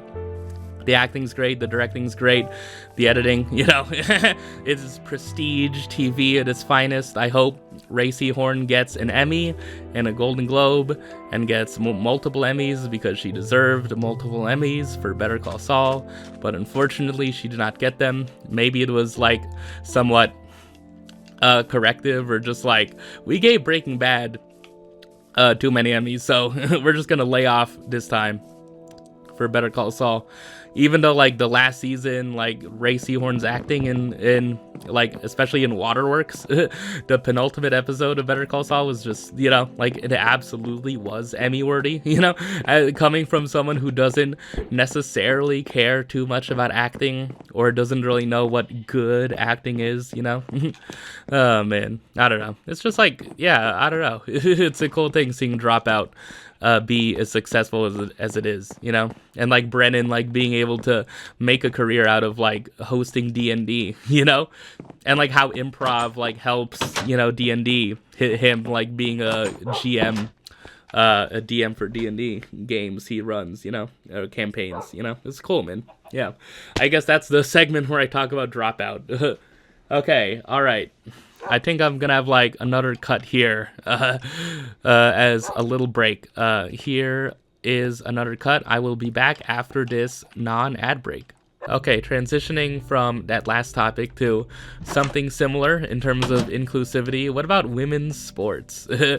Anything new in women's basketball that I want to talk about? Nothing too major, you know? But I guess like I should start off. Can frickin' these mostly NBA accounts please stop posting about Audi crooks? Can we please like please? Just like even if it is positive, even if it is just positive, can like I don't know, man. Yeah, I don't know. It's like I don't want to friggin' name specific accounts, but it's just like okay, all right. It's like, man. It's like please, man, please. Women's basketball Twitter though, like the women's basketball Twitter related accounts are all like really complimentary of her, you know, not in a freaking condescending way, not in like, you know, just in a genuinely freaking wholesome way. But that's the thing. It's not like, oh, this is a nice story. It's like, no, she's legitly like one of the best players in college basketball, man. Like, you know, like I would assume like her size, I would assume plays a role in it. But it's like, yeah, it's, I don't know. It's like, yeah, she's just like a dominating paint presence, you know, and she keeps on putting up numbers. You know, like, yeah, she plays for Iowa State. Yeah, I brought her up before. I guess it's like just continuing. She's, you know, an update. She's continuing to do that. AZ Fudd and Sarah Strong are leading UConn. Yeah, that I don't know if I mentioned it enough, but yeah, like Sarah Strong is like the next generational UConn player to come out of, you know, that program, right? Like Sarah Strong, like I feel like she's gonna be the #1 draft pick no matter what, right?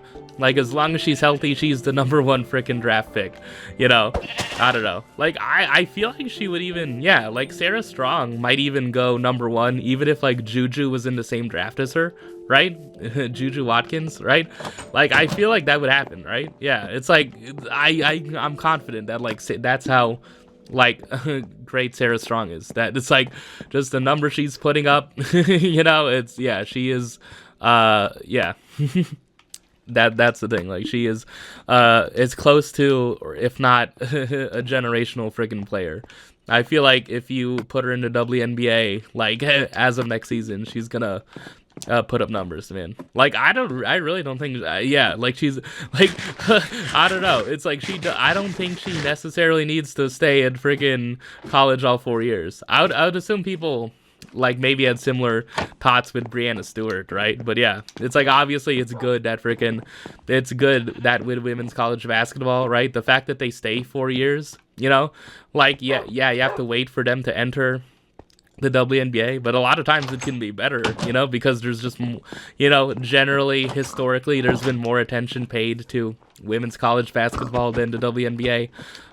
You know, yeah, it can be, I guess it's unfortunate, you know, but like I don't know, like that's somewhat starting to change, you know. Yeah, like yeah, when like WNBA like games, you know, were played at these like very small like venues, you know, when like the New York Liberties games were being played in like Westchester instead of like the Barclays Center, you know.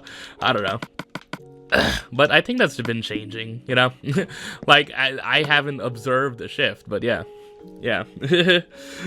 Oh man, any other women's basketball thoughts? Yeah, Unrivaled is gonna start in January, and the only thing of note for me is that Paige Beckers, Kate Martin, and Cameron Brink are all on the same team together. They are Breeze BC or FC. FC BC, I don't know. Yeah, it's supposed to be BC because it's basketball club, like how, you know, FC is football club, you know. But like I think like a fandom term is saying like Page FC, like Page Fan Club, you know, I guess it's called. Yeah, there was a tweet that said, like, from a Mavs account that said, like, an unofficial Mavs account, a Mavs fan account that said, like, Paige Beckers and Cooper Flagg should get married, or they need to get married. And it's like, dude, have you seen AZ FUD? Like, that's the response. It's like, mind you, like, this is, like, her girlfriend. It's like, yeah, I mean, like, come on, man. It's like, dude, like, Paige, like, come on, man. I don't know. I mean, I don't know, man. Imagine in the alternate universe where it was like Paige and Chet, man. Oh god, that would have been. Oh man. Look, man. Just like, we should just be grateful that we are in the universe where Paige and AZ are together. Okay. Oh man. Oh yeah. Also, like, minor storyline, but apparently Nalissa Smith and Dejanay Carrington, Nalissa, are not together currently. I don't know. I don't know, man. Oh man, something happened. I don't know. It's like something happened, and then there was like been like tweets of just like Dejanay has been doing this much, or like this is what freaking Nalissa Smith has been doing for that woman. It's like, okay. It's like, I don't know who messed up. I don't know what happened. I don't know, like, what the situation was. I don't know, man. But something apparently happened. That was an event. Something happened between Nalissa Smith and Dejanay Carrington. You know, a couple who was together, you know. They met at Baylor, you know. Oh, man. It's just, yeah, that's the thing. I think that's that just is like, yeah, the whole thing of like women's basketball fandom being like queer, you know. It's a cool thing, man. It's a really cool thing how, you know. Oh yeah, did I mention? Yeah, I saw this one really funny thing. I talked about Sydney Colson before and how she's like one of the funniest freaking players in the WNBA. She tore her ACL this season, so she's been out, you know. She's does this show with another player who's like an end of bench player, you know, and it's like she appeared on Candace Parker and Aaliyah Boston's podcast that they do together. That's a pod, yeah, because that's a podcast. And like someone, they like showed a tweet, or like they showed like a fan comment where it just said there should be. Yeah, it said there should be a gays versus straights all-star game. And then Sydney Colson's response was just like, you mean like out gays? You know? You mean just like only out gays or what? It's like, if we, like, she's just like, are we counting like the closeted players too? It's like, oh my god, dude. Oh man. Oh my god, dude. Gays versus straights, man. Like, there should be a gays versus straights all-star game. I don't know, man. Yeah. I like the fact that Paige Beckers is not on the straights is a crushing blow, man. Like, yeah. I mean, thinking about it, I mean, I don't know. Okay. Thinking about it right now. Like, not going by pure positions, not fielding like a starting five or anything, but like thinking about it right now. Okay, so me as a hands up in the air straight person, trying to think of a gays versus straights WNBA All-Star game. Okay. Let me do the straights first. Caitlin Clark, right? Aaliyah Boston, right? Oh man, I'm already unsure. Okay, another one that's more assured. Sophie Cunningham. Another one that's more assured. Nafisa Collier. Another one. Kelsey Plum. Okay, so that's 5, right? Okay, so let me try to think of more players. De'Erica Hamby? Yeah? So, okay. Alright. Who else? I'm trying to think. Asia Wilson, yeah. Obviously, yeah. I mean, like, you know, okay, like, the fact that the straights don't have Paige is a crushing blow, but the fact that the straights also have Asia Wilson is like, yeah, like if Asia Wilson wasn't, you know, as far as we know, as of now, as of December 29th, 2025, as of now, Asia Wilson is, you know, dating Bam Adebayo. You know, it doesn't have to mean that she's explicitly straight. You know, it just means that like she's you know, I'm sorry, you know, we don't want to totally assume things, but I think it's fine assuming it for Sophie Cunningham because a lot of people rag on Sophie Cunningham for reasons. But yeah, it's like, yeah, the fact that Asia Wilson is on the straights team, you know, is a saving freaking grace, right? So yeah, Asia Wilson, Aaliyah Boston, Caitlin Clark, Sophie Cunningham, Kelsey Plum. Oh man, if they have Jackie Young on the straights.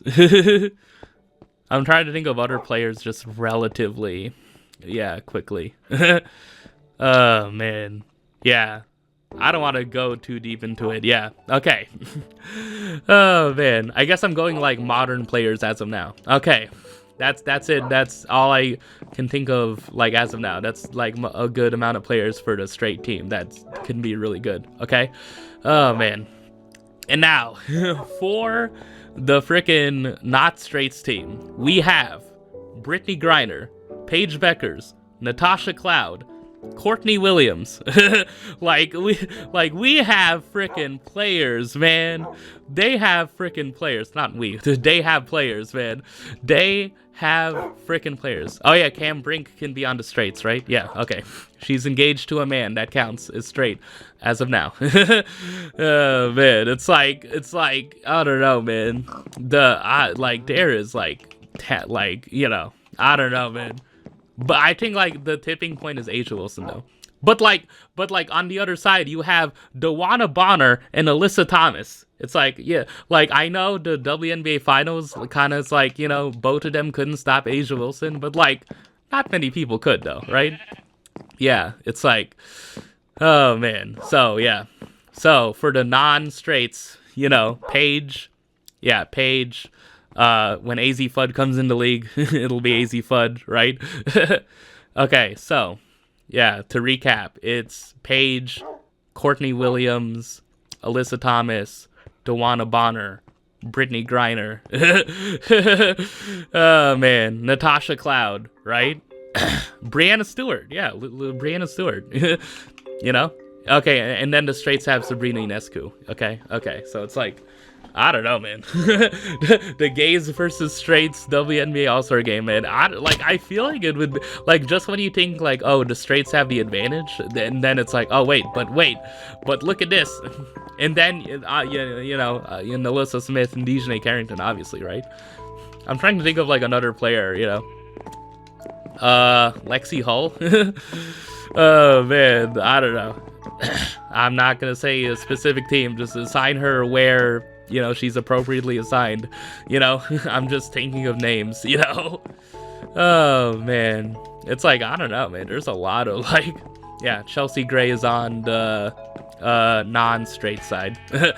Oh man, it's like, I don't know, man, it's fun thinking about that. And then like if you want to do just like all WNBA, like you include Diana Taurasi and Sue Bird on there, it's like, I don't know, man. Like they thought they had Candace Parker, the straights did, and then it's like, oh no. Oh man, it's like, oh man, but that's just a fun experiment. Like Sydney Colson, just hilarious, just the most hilarious thing of she was just like, you mean like out gays? You mean like the players who are out? Oh man. There's another take. Okay, I think that's all I needed to talk about with women's basketball, right? Okay. The other thing I wanted to talk about that I actually did a tiny bit of research on is there's another sport called soccer, football, and like, yeah, I learned recently, as of like 2 weeks ago, that, or 11 days ago, I think, that something related to me, something that's very kind of, would pique my interest happened, which is that the Philippine women's national soccer team, the Filipinas, as they call them, have won the Southeast Asian Games. So yeah, they're the official national soccer team for the Philippines. Kind of like, yeah, like the U.S. women's national team, like they the Philippines team won the Southeast Asian Games, yeah, which is like, yeah, I would assume like all of the countries of Southeast Asia competing, and they won for soccer. So, yeah, it's a really cool freaking thing, and this happened, like, I feel like I learned about this because I think like Google was like asking like what sports you are interested in, and then like I think like that was an option of just like, yeah, I think like I was just, yeah, I think I selected something where it's like, give me updates on the Philippine like women's team, because I think I looked them up on Wikipedia once, and I think like because of that, like an article related to them showed up. And then I selected something where it's like, show me updates, and then all throughout like the past like couple months there were updates on just like the games they had. It would show me like the final scores, and like news updates from like ABS-CBN, right? And yeah, like I learned that the Filipinas, the team won the Southeast Asian Games. I think it was like a game against Vietnam, and like the goalkeeper, whose name is Olivia McDaniel, like she had like a couple saves, so like the game went the penalties and she saved the penalty kicks, yeah, something like that. And they ended up with gold. So yeah, that's pretty damn cool. I don't know, I just wanted to freaking talk about that. Here on my phone I have a list of the players here. Yeah, so yeah, their goalkeeper is Olivia McDaniel. And yeah, a thing about them is that their goalkeeper, their other goalkeeper, Ina Palacios, is retiring after this. So yeah, like she's retiring. So I think like Olivia McDaniel's like learning from her. And she said in her interview that Ina is her ate. Oh man, yeah. Other players on here, yeah. I'm just gonna name names, okay? I'm naming names, okay? I wouldn't name names before, but I'm naming names now. Here are some names of players. I'm sorry if I get these names wrong, I'm sorry, okay? In advance. Malia Caesar, Jessica Coward, Azumi Oka. I think these were the name to the squad, okay? Hallie Long is the captain. Yeah, the captain. Hopefully, yeah, like my nose is kind of a tiny bit stuffy now. Ariana Markey, Angela Beard, Sophia Wunsch, Janae DeFazio, Jacqueline Sawicki, Sarah Eggsvik, Kaya Hawkinson, Isabella Passion, Alessandria Carpio, Alexa Pino. Now that, yeah, I mean, like, how can you mistake that? Like, Pino is in her name, and imagine like being named Pino and like you are not Filipino. Jail Marie Guy, Megan Murray, like, I don't know. I'm looking at the ages of some of these players and like seeing like 2006, 2007, man, I'm just like, oh my god. There you go. Anika Castaneda was born December 16, 1999. Ugh, saved. Oh, man. Yeah, Megan Murray was born November 23rd of 2005, so she's 20. And Anika's 26. Meryl Serrano, Nina Macelus, Mally Ramirez. Okay. Yeah. There's like, yeah, like, I don't know what the average age is if I were to, yeah.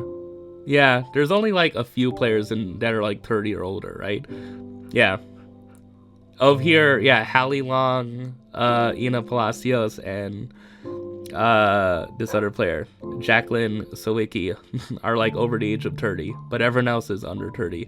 Yeah, and there's a bunch of like people who are like teenagers, man, on this team, man. But yeah, shout out to the Filipinas women's soccer team for winning the Southeast Asian Games. You know, I would assume the next Women's World Cup, I'm going to be paying attention, just as, like, I talked about, because in the Women's World Cup, the Philippine team got a win. They won a match against New Zealand, home of the naked and famous, and I'm like, oh my god, dude. Yeah. They talk about that? Yeah, I forgot to, it came to my attention that one of the singer of the Naked and Famous, one of them, Alyssa Zayales. Yes, that's her name, man. It's like Xaya. You know, I don't know. It's a really interesting like name that's very unique. Yeah, Alyssa Zayales released a solo album. It's called Slow Crush. I added it to my Apple Music. It's not on my Spotify, but it's on my Apple Music, so I might listen to it at some point in the future and report back my thoughts on it, but not this episode. So yeah. Shout out to the Philippine women's national team. I always try to look for Asian American diaspora in things, especially when it's Filipino-American diaspora. You know, it's just something that, I don't know, like maybe I've been thinking about, you know, as of recently. maybe it's something I want to tackle more in things I want to do in life. I don't know. I'm just teasing it for myself, you know, when I just fully know what I want to do. I don't know. It could be anything, man. It could be something related to fiction. It could be something related to the fiction I want to write. It could be something related to something non-fiction. I don't know. It could be anything, man. It's just something that interests me, man. Oh man. Did I talk about? Yeah, since I'm just getting everything out there. Yeah, one thing in 2025 was this most recent semester, I discovered that there was a center. You know how there's like student centers in like a lot of universities where there's like centers for like specific like groups of people, you know. It doesn't mean that it's only like for those people, but it's just that it's just a space where it's like, you know, like there's like LGBT like pride centers on campus, you know. Some campuses, you know, for a lot of universities, you know, but like that. But it's like there's a center at my school called the APITA Center, which is the Asian Pacific Islander Desi American Center. It's like saying AAPI, but just with more freaking nuance, more words. Because AAPI is Asian American Pacific Islander, and then APITA includes Desi American. Yeah, I don't know. It's just a lot of abbreviations, a lot of words, and like, yeah, I found myself like entering that place. Yeah, I was entering that center for like a couple times, and yeah, before I forget, there was this one funny time, man. There was this time where I entered this center. I entered the center one Wednesday, I think. It was like around noon, and I think like a bunch of students were having lunch, and like I happened to listen in on one of the funniest, most interesting conversations I ever listened to in my life. So it was basically a group of students who were my nationality, not nationality, because I'm American, but you know, I'm American. Asian American, man. Are you Phil-Am or Asian American? And I'm like, yes. I'm Vince from Leche. I'm like, yes, I am. I'm both. I am Asian American. I'm Phil-Am. It was, I think, a bunch of Filipino-American students at the center one day. They were like sitting all together at a table, and they were like having lunch or like sharing lunch or something. Yeah, they were all having lunch, and they were talking about basically just like being a Filipino American student or something. They were just talking about things related to being, you know, Filipino, and I'm like, oh my god, dude, like what is this that I stumbled upon, you know? Like someone was talking about like like learning Tagalog to freaking order at Jollibee. One person was talking about visiting the Philippines and and like their family. One person was talking about like the comments they get, and like the topic was like kinds of words referred used to refer to Filipinos, flip as like a word used, oh my god, dude. I don't know, man. It's just like, I don't know, it's just it just, I feel like listening in on that conversation reminded me, it's like, oh yeah, like it's a nice thing about, like, even though wasn't actively participating in that, I was just only listening to it. And like the funny thing was that while they were having that conversation, the book I was reading was We're Never Getting Home by Tracy Badua. Like, I was reading a book by a Filipino-American author as like I was listening to a bunch, like, I don't know, man. It's fun, man. And then like a notification on my phone popped up of, the Philippine women's national team. And then I learned that Haley Steinfeld is half Philip. It's like, what? Huh? I learned it. What? Huh? Hello? That's a thing? I don't know, man. I talked about that before, right? Of just like, I feel like there's just excitement, the excitement of like Filipinos over, like, I feel like a lot of other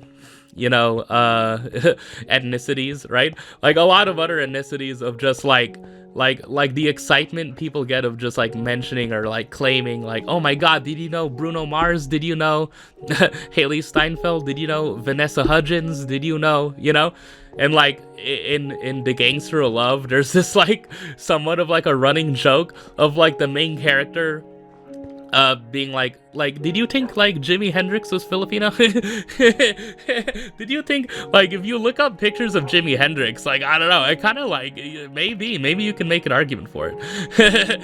Oh man, I think like also like the lead singer of the singer of the Ramones, not the Ramones, Jesus, like the Pixies, like, oh man, dude. I don't know, man. It's like, it's interesting, just like, yeah, again, it's like, I guess like another team of 2025 was Asian American diaspora for me, man. And just like, it really was like 2024, 2023 when that somewhat started, of me being interested in that as just like a general, topic, that I wanted to explore in things, I don't know, it's just cool.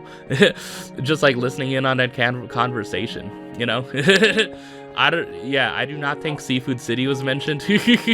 I don't know. Yeah, that wasn't mentioned, but yeah, like a bunch of other things related to being Filipino was mentioned, and they were just talking about just, stuff related to that. It only ever happened once, though. Yeah. But like, there was this, a festival. There was like a festival I went to that was earlier this year. Yeah, where there were like Filipino students, because it was like an international festival that was like celebrating like all the different like international students on campus, like not strictly international, but just like people who are part of a culture, and like they were sharing stuff, and it was like there were like performances of different cultures, right? And like there were like students from like Bangladesh who like did a performance, did a dance, and then there was like these Filipino students who did like a dance, right? There's like traditional Filipino dance. They were in like white shirts and blue skirts, right? Like a couple girls were, and they were like, I don't know. I think it's called the tinkling, like it's like where like they jump over like a stick, like it's something like that. Like two boys are holding like a log or like a stick thing, and then like the girls are like jumping over it and like performing and doing a dance with it, right? I don't know. It's just cool, man. The next large spanning topic I want to get out in 2025, Asian American diaspora, specifically Filipino-American diaspora, man. It's just something I've been interested in. Oh, man. Yeah. Certain things have happened in my family also related to that. There's been, like, I don't know. It's weird me being like somewhat kind of secretive or coy or freaking like I don't want to name names, but yeah, I don't know. It's just I'm just thinking in my head like something happened, like something happened that's funny to me and me only related to it, and it'll only be for me. It's fine, man. I shared everything else, man. I shared so much, man. They want to close the loop on AI. Allen Iverson, he's a cool player, Philly, I wonder if I wonder if the highs of Allen Iverson. Well, I guess he made it to the finals, but I don't know. It's I was thinking is there a chance that Joel Embiid could be a more beloved Sixer than Allen Iverson? It's nah, all time, no. I probably squandered that, but it's not true. Embiid's own doing. It's just his injuries, I don't consider that his own doing, but it's yeah. And Joel Embiid got 31 points recently. Yeah. He can still score 30 if on certain nights, but it's yeah. On defense, he's just not moving like he used to. And I talked last episode of just it's probably fair to consider that he might never freaking move on defense ever again, but I don't know. Oh man. Anyways, is that basically it, man? I'm breaking this up into sections, man. I guess I'm just making it more manageable when I edit it. But yeah, I think that's basically all I wanted to get to. Okay, I have Naruto on the board. I've been watching Naruto. I've watched the first 24 episodes of Naruto. And do you want to know what my number one takeaway is? My God, dude. Shonen freaking anime. It's they're so the pacing is so freaking horrible. Just the worst freaking. My God, dude. I don't know, man. It's it's weird. I know it's a shonen, right? It's I think it's the thing I get from Naruto is that I don't know. I don't know why I decided Naruto was gonna be the one when it probably should be One Piece for most people, right? But it's I don't know. I guess I decided partway through this year where it's I watched a couple episodes of Naruto already. What if I just keep watching it intermittently throughout the year, right? And by the end of the year I made it 24 episodes through. And I don't know. It's man, do I need to explain Naruto, anyways, it's that show that people make AMVs out of. But I got to the point in Naruto where they take this thing called the Chunin exam. And yeah, I guess you know what a Chunin is when you watch the series, but there's these characters that are staples of the series that appear in this arc. One is Gaara. He has red hair and black eyes. And another is Rock Lee, who looks like Bruce Lee, but he's named Rock Lee. Just a fun, I don't know, man. Yeah. But a takeaway I have from watching Naruto for 24 episodes is Jesus, man, the female characters are done dirty. Just my God, dude. Sakura. Do you know what Sakura does? I mean, it's dude, it's her feature, her funny comedic feature is that she gets angry, right? And it's oh my God, dude. Secretly inside she's more angry than she is on the outside, but on the outside she's she's also pretty angry. It's she can, I don't know, it's she's she's a hothead. It's but she's even more hot-headed freaking in her own mind. It's I don't know, so far that's her defining feature. It's she doesn't have a unique skill, it's oh my God, dude. Yeah, Sasuke is the one where it's yeah, of course he is on the outside has the most talent, but they're hinting all throughout the series, even up to this point where it's Naruto secretly is the best out of all of them, and he has the potential to become a Hokage, which is the freaking master ninja, It also it makes me think of how in the beginning it shows the Mount Rushmore of just the Hokage's faces are etched into the frickin' stone mountains of the village, right? It's imagine the moment Naruto becomes a Hokage at the end of Shippuden or something. And Shippuden is 500 episodes, by the way. And also, the first 220 episodes of Naruto, the first run of it, the O2 run of it, there's freaking 90 episodes of filler. It's well, come on, I don't know, man. There's just so much with Naruto, man. I don't know. I watched the first like episode of Naruto, and you know what I did after that? I watched the first episode of Shippuden. Because it's like, I'm like, this is 500 episodes, man. The first series is 220 episodes, man. Like, god damn, dude, when am I ever gonna get to it? And then it's like, I don't know, man. It's just a lot, man. I don't know. I do not know if I'll ever watch like 100% of Naruto, man. Like, if I do it at this current pace, I'm gonna be like freaking 40 years old by the time I get to the end of Shippuden, right? If I watch like every episode consecutively, it's like, oh god. Oh man. Yeah, those are my thoughts on Naruto. It's like the female characters. Yeah, and like Hinata so far, 24 episodes in, is just like, she's the girl who has a crush on Naruto, and that's it. And then Naruto himself, he's like, she doesn't talk much. It's like she's weird. It's like, okay.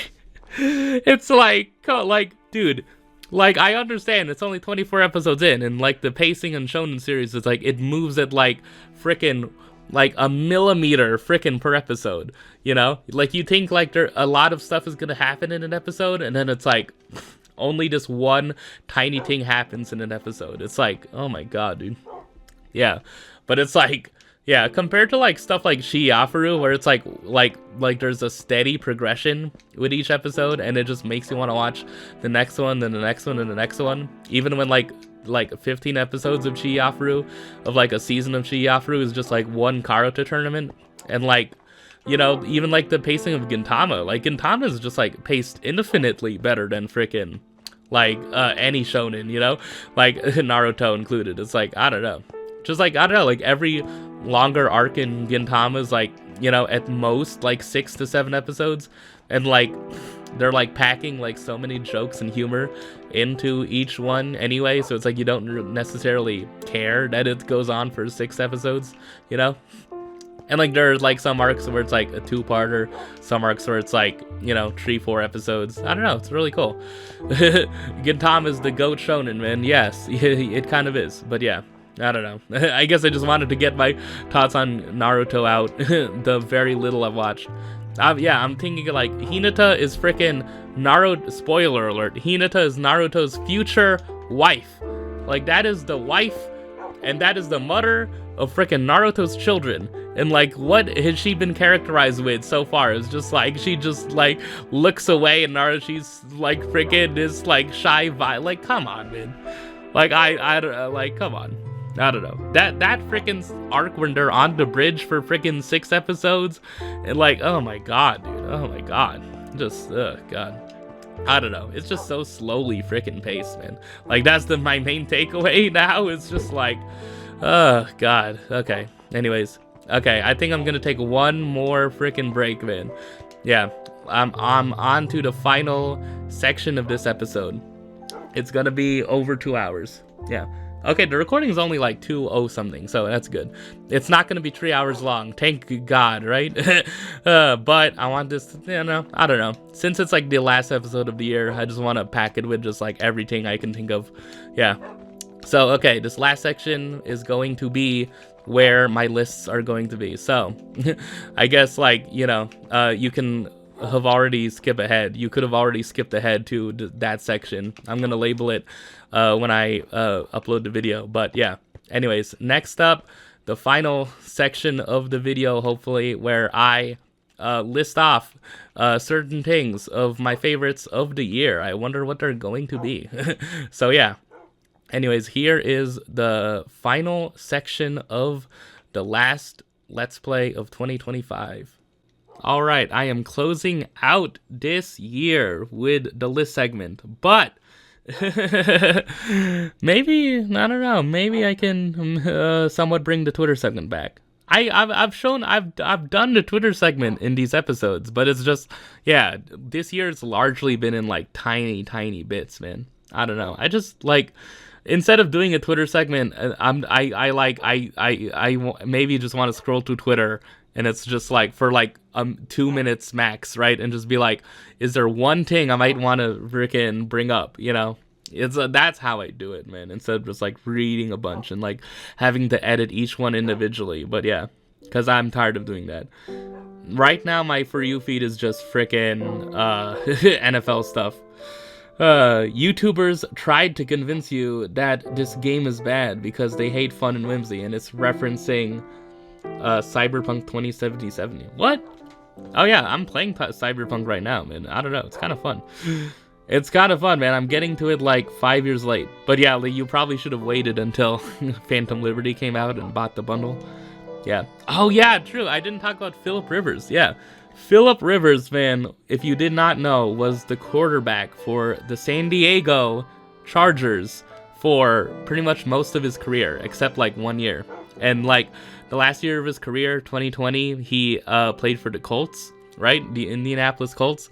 And a fun NFL storyline has been Phillip Rivers coming out of retirement 4 years after his last game at age 44 because the Colts starting quarterback got injured. Daniel Jones was his name, I think, right? And like they have this backup, Anthony Richardson, and then like Anthony Richardson like hurt his face with a freaking like medical band or something, like an exercise band, right? It's like, so they have to they like the head coach was like, hey, let me call up Phillip Rivers, man, because he played for us for one season. He was decent with us, right? And then like he came back for 3 games, and in those 3 games he threw like 2 touchdowns, right? Like had 2 interceptions, but like, yeah, which is when you give away the ball when it's picked off, you know? It's like, I don't know, man. It was like the most fun thing of like the Phillip Rivers comeback was like literally seeing on Twitter when I was checking it a little bit more frequently, and like so many accounts being just like, I miss this era, you know, of quarterbacking, you know, and they're specifically referring to like the audible. They're specifically referring to like Phillip Rivers, like when like you snap the ball in football, right? And when you say like the name of the play, it's like red, whatever, what number it is. And like there's this like clip going around that I just kept on watching where he's like directing like the play in the snap, right?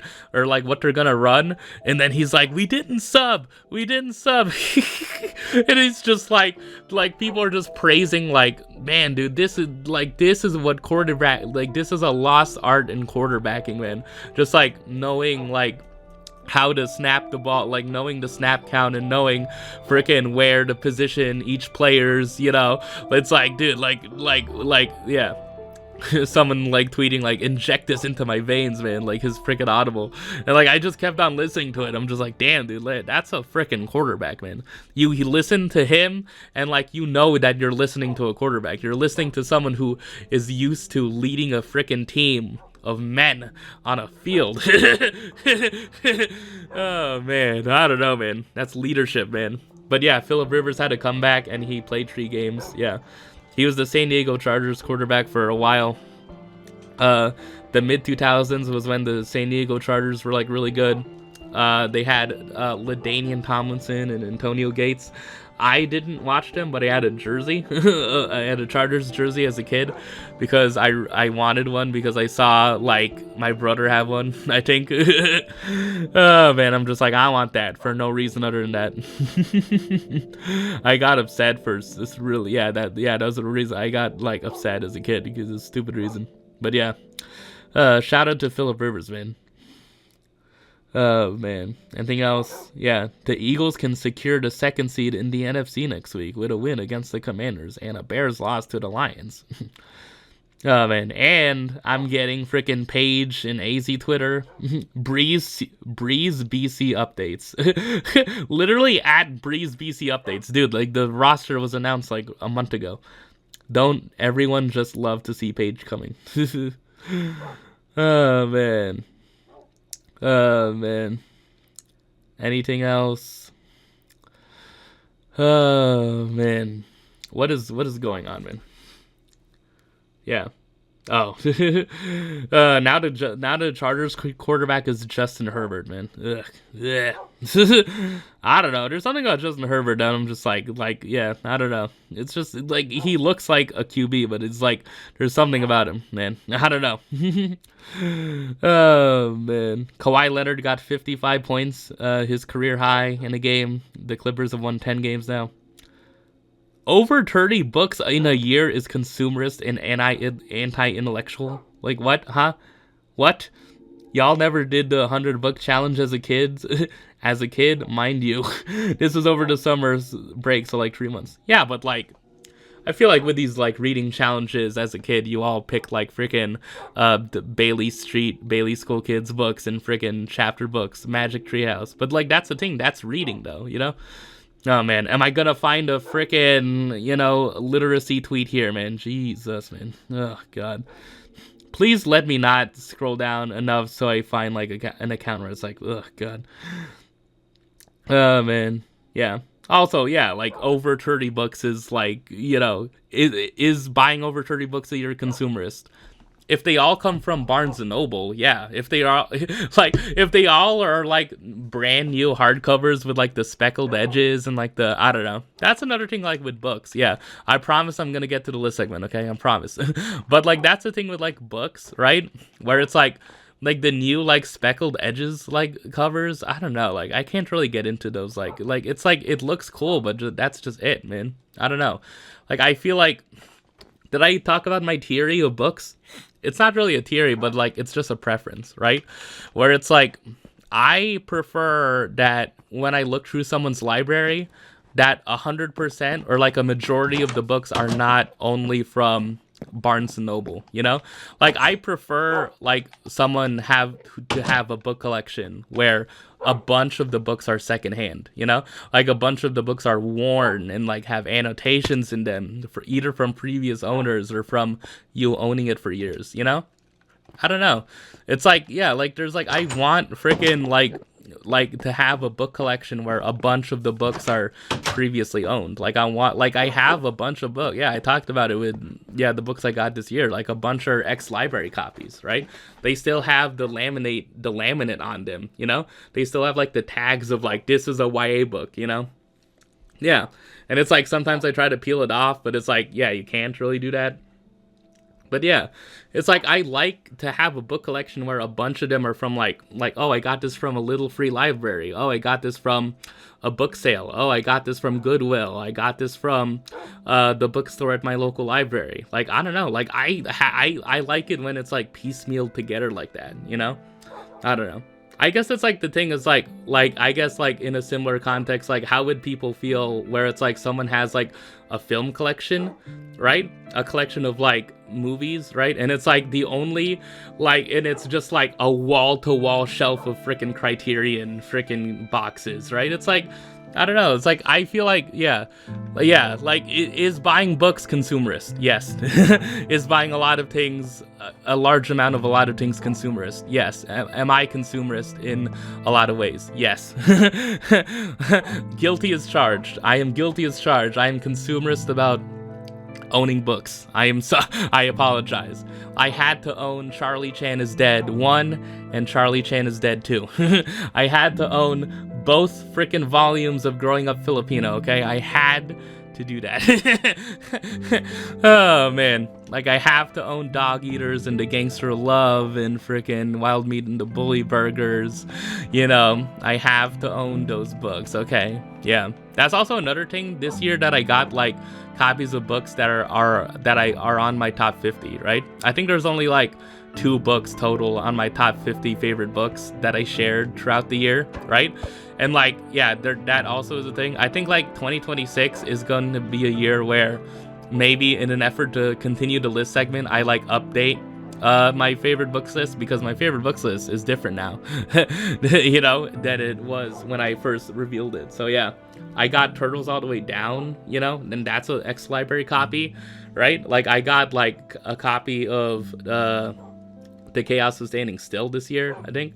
Yeah, like I got copies of my favorite books, but it's like, I don't know, it's, yeah. I think like there's also another quote I saw when browsing Twitter recently where it's like thinking that you can own too many books is it's dumb. It's dumb because like books are you should think of books as like medicine, you should treat books as like art and not just like a commodity, but it's like there's also a thing of like, like, is the fact that friggin' these like Barnes and Noble or like these exclusive editions with these freaking speckled edges, like are they just like appealing to mass consumerism? It's like, yes.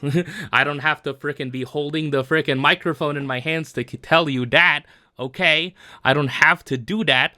I could just talk about frickin' Asian American diaspora and frickin' also get to it. I can talk about why Caramelo is amazing and Sandra Cisneros is the GOAT and also do that. I don't have to hold the microphone while I talk about why Caramelo is one of the greatest works of literature of all time. But yeah, it's like, I don't know. It's like, the larger point of just like, is owning a lot of books like consumerist. It's like, yeah, it is, but it's like, I feel like you should treat it as just like you're collecting art. Yeah, like you're collecting art, you know? That's the thing. It's like, yeah, like, are you gonna read all of them? It's like maybe not, but it's like, no, it's just a nice, like, it's a nice thing to, I don't know. Maybe like treating it as like purely decoration isn't ideal, but it's, that's the thing. Like, I feel like it's the things you own, in my opinion, ideally would tell, would like showcase your personality, like that's the thing. Like, I hope that like, but if I like show, my book collection or like the books on my shelves right now, the books on like these freaking shelves I got on Amazon right now, like I would hope that like maybe someone, if they walked in someday and like saw these books and be like, oh hey, you have this book, you have this, it's like, yeah, like they see that like I display freaking Eliza and her monsters and freaking The Hate You Give, like, and The Upside of Unrequited, like on the very top of like the shelves, right? Because it's like, those are the books I love, that's the thing. It's like, I don't know, it should showcase your personality. It should give insight onto who you are, the books you collect and like the stuff you like, I have like a part of like these shelves that's like, I have like a skinny kind of like metal shelf, right? And on the top of like one shelf is like just my favorite freaking stuff, like I have the DVD box set of Avatar, The Last Airbender, and The Legend of Korra. I have the DVD box set of Daria.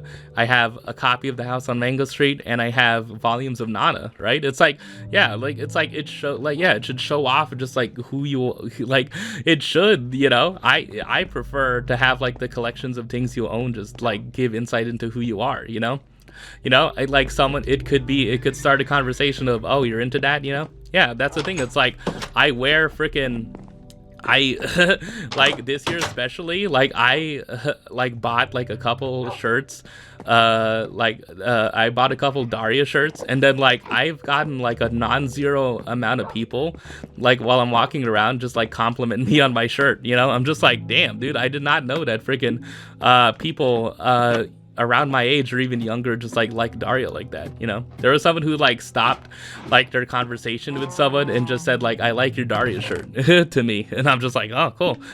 I don't know, I don't necessarily know how to take it these days. I'm just like, oh yeah. Because it's like, I like I wear it, just yeah, I don't know, that's the thing. This has gone on way too long for just one tweet. But yeah, oh man, it's like anti-intellectual. It's like, come on. Oh man, anything else? Hey, here, man. Paige Becker said everyone is entitled to their own unique personal opinion. Oh man, what? It's a quote tweet from, it's a quote tweet of someone saying, UConn is playing well as a team. I've been vocal in saying their ceiling is a championship. With that being said, AZ isn't the current top 5 candidate for National Player of the Year. Oh man, that Page quote was in response to Sophie Cunningham's comments? Oh my god, what is up with Sophie Cunningham, man? My favorite thing about Brittany Griner is that everything she's been through, everything she's pushed through, she's not bitter. She still finds joy. She's still goofy. She's still happy with hoops. Oh man, anything else? The only players at 500 points, 250 rebounds, 150 assists, 25 blocks this season. It's Jokic and Scotty Barnes, I think. Oh man. Oh man. Oh god. A bunch of AZ stuff. Yeah, I get freaking video game tweets, man. I do play video games somewhat, but it's like, come on. Oh man, please. Anything else? Anything else I want to touch on? Man, I just don't like. I've been looking for a world map for my son's room, but I'm very particular about maps, and I finally found a perfect one. No political wars, just geographic features and 1,642 wild animals. Hey, what's wrong? What's wrong with borders, man? What's wrong with borders? How the F a random interviewer standing eye to eye with Jokic. Random, and it's literally Scott Hastings. Oh man, so, oh my god, the freaking prompt tweets. What is should I name names? What like who runs Buffy? Who runs Buffy's? What do you do in your free time when you're not posting those tweets? Is it just automated? It's like, I don't know, man.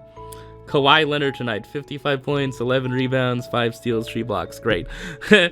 Oh my god. Can I get to the frickin' list segment already, man? Yeah, dude, I had this stuff open on my phone. Yeah. Should I get to the roof? Yeah. Yeah, I'm not gonna be revealing it one by one, so yeah. I'm just gonna be like, yeah. Oh man, I have 3 top 10s to reveal. Okay, so as I'm climbing up the ladder to get to the roof, and yeah, it's weird how just food does not freaking fill your hunger permanently. Oh man, you have to keep on finding food. Yeah, just like in real life. Oh man, I have 3 top 10s this episode. And I also have like more top 10s to start 2026 with, so yeah, I guess I'll think up more, and maybe like I'll retire to this segment at someday, but like I feel like maybe it'll just be a running thing where it's not every episode, but it's just like I update it when I see fit, you know, and like make that be like this segment is an update. I don't know. Maybe the resolution for 2026 is to have shorter episodes. Okay. All right.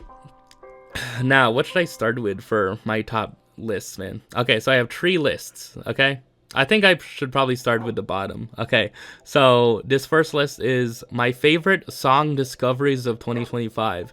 Why is it song discoveries? Because I did not listen to many albums. The only album I listened to front to back this year, honest to God, was the Clips album. That, like, I listened to a little bit of Beach Bunny and Biba Doobie, but I didn't get the Geese or frickin' like anything, man. I don't know, man. Like, it's just, yeah, or like The Last Dinner Party's the album. Like, I listened to their first album a little bit. It's like, I don't know, man. It's just a lot. Oh man. Okay. Yeah, so like, yeah, these are song discoveries. So this means that I started listening to the song and I felt that the song defined the year enough for me in 2025. So yeah, my favorite songs I discovered for the first time in 2025. Maybe I might have heard it like at a glance, like a little bit before, but yeah, like I discovered it in 2025. So yeah. Anyways, yeah, here is the list of my favorite song discoveries of 2025. Yeah, so yeah, the list is just posted here. I think, yeah, okay, it just got posted. So yeah, what are some like highlights from the list, you know? Yeah, I guess I could just go through it really fast. Number 1, Lindsay by Little Big League, just a really great Midwest type of emo song. By Midwest, I mean Fort Wave. By Fort Wave, I mean Philadelphia, because that's what the Fort Wave means a lot of times. It's just modern baseball and the hotelier and foxing and freaking the world is a beautiful place and I'm no longer afraid to die. Tiger's Jaw. Joyce Manor. That's the Fort Wave emo. And like, god damn, dude, this song, and Lindsay, man, just like, it's kind of, and Hop Along too, but I don't know, like including Hop Along and Little Big League in terms of just like this era of emo is kind of cheating, you know, because like in terms of just like who are the best vocalists of this era, it's clearly them, man. Michelle Zauner is like a vocalist of an emo band, is like amazing, man. Like, I don't know, her singing in this song, man, it's just so freaking good, man. Just the way she sings Lindsay, man. Be My Pet, Lindsay. It's just, I don't know, man. I'm not gonna sing every song, but yeah. Number 2 is I Woke Up in a Car by Something Corporate.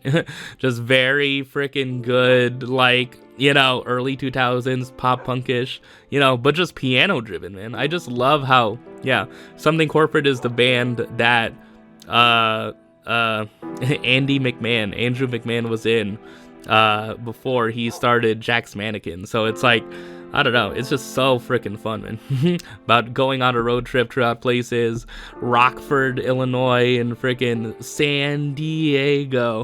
The way he sings that. Oh, man. Oh, man. I woke up in a car on Mississippi underneath. I woke up in a car. Yeah, just waking up in a car. Number 3, How Simple by Hop Along. It's from their 3rd album, right? It's from Bark Your Head Off Dog. Yeah, that album in 2018. Yeah, just, you know, it's, I mean, Hop Along, just like great freaking, you know, music, man. They just, I don't know. I feel like in terms, they have an argument to be like, are they like the best band of the 2010s in terms of just like pure output, you know? Just like the quality of the songs, you know, maybe not like the most output, but just the quality of their songs. Number 4, I have The Birds Don't Sing by Clips. The first song, I talked about it in a previous episode. Number 5, I have 1996 by The Wombats. And yeah, this is from their album This Modern Glitch. Yeah, their 2nd album. But like, yeah, this is also a thing where I use the term song discovery really intentionally, because I discovered the album in 2021, but the song I discovered in 2025, you know? Because, yeah, and I feel like I didn't get to excuse me, I didn't get to the second half of the album like until this year. Like, that's how I am with just like listening to albums, is that so much of like 2020 and 2021 is that like I downloaded a bunch of freaking albums. I'm sorry about that. I downloaded a bunch of albums, and it's like I only ever got to like a couple or songs off of a bunch of them. Like Donuts was an example of that, but like I eventually listened to all of Donuts in 2024. Yeah, not the ideal way, but it's like, I don't know. I feel like I was just like, I do it a lot less now, but I still do it sometimes. But it's like now it's, I don't know. It's just like I want to have a local music library. I don't want to have to be connected to the internet or have to, ideally I would just only use that, but yeah, I don't know. Yeah, it's like I just want a local music library that I can store on an SD card and just have it be like how do I access how do I get my music library onto a device? Well, I take the SD card where I put like every freaking album that I ripped from a CD, where a lot of them I bought freaking on CD, right? And it's like I rip them and then I take the file from that rip and then the album file and then like paste it onto the freaking SD card. So that's how like my music library works, you know? That's how my ultimate music library works, where it contains like the albums on disc, the albums I downloaded through various freaking you know, means, you know, just one site, man, come on. YouTube too, and it's like complete the sentence, man. I'm sorry, it exists, man. It's like, what do you mean? Yeah, LimeWire. It's you know. But yeah, 1996, just a great freaking indie pop song, man. Just wanting to go back to 1996. It's like, yeah, makes sense. Oh, man. Yeah, we kiss with one eye on a TV set. It's like, okay. The more I give, the less I... something. Bring back 1996. Da-da-da-da. Yeah, and then I have 2122 by Geese, man. This freaking song goes so goddamn hard, man. It's from their album previous to this one, the one that came out recently. So it's from 3D Country, which came out in 2023. And like Geese, like when they first came out, their first album was this like kind of post-punky kind of thing, right? And they transitioned from post-punk to being like full-on like jam, freaking like, I don't know, yeah. Maybe not prog, but yeah, they just like, they turned that post-punkiness into full-on like jamming, you know? And it's just like so many different freaking things, yeah. Just like the way he starts it, man, and then it just just that freaking like when that vocal turns into the music, right? And the end, like the freaking screaming that Cameron Winter does, man. Oh my god, dude. Just yeah. This is really freaking good, man. Just like there's like a song on that album called Cowboy Nudes, you know. There's a song called I See Myself. Yeah, like I see myself in you. Oh man. Okay, number 6. I mean, I am going to buy them one by one. Jesus. This one I'll go back one by one because I haven't like totally talked about music as much. But the other two I won't. Okay. Number 6, Scarlet Fields by The Horrors, man. Oh man, this is a shoegaze song, right? I think, yeah. The Horrors, I saw a documentary on The Horrors from like their first album era, and if you look at them, like they just like I don't know what was with their freaking getup, man. What was like they had an aesthetic. They had a specific aesthetic of just like they want to look like they're from like the early 80s, freaking late 70s, early 80s, and like they want to look really goth, but like they make this like hardcore, not totally hardcore as in like hardcore punk, you know, but just like they make like harder freaking like darker kind of music, you know, kind of like like Joy Division a little bit, you know, like that. I guess like early post-punk, you know, but I don't know, like this second album, this album that this is from, Primary Colors, is way more shoegazy, and they like I think like they talked about My Bloody Valentine a lot in the interviews of this album, right? The lead singer Ferris Bodwin you know, is this like guy, like he has this, like they're from, I think they're just from London, right? And like just the breakdown on this, and like the just really freaking good. Yeah, like Ferris just singing like collapse into dream, collapse into dream. That part is so damn good, man. It just keeps on going, man. Oh god. Number 7, man. This is a late kind of addition, but She Doesn't Get It by The Format. And I talked about it previously. The Format was the band Nate Ruess was in before Fun. So yeah, like Fun, Aim and Ignite is one of my favorite albums. I put on the list of my favorite albums when I was doing that. And yeah, this is from the album Dog Problems, which is The Format's second album, I think. The Format's first album has a song called like On Your Porch, or like I'm on Your Porch, and that was a song included in the one of the playlists that's in the pages of Amy and Roger's Epic Detour by Morgan Matson. Along with like Where's Home by Block Party, and like Nobody Lost, Nobody Found by Cut Copy. There's like Death Cab for Cutie songs there too, and there's like there's like Someone Still Loves You, Boris Yeltsin.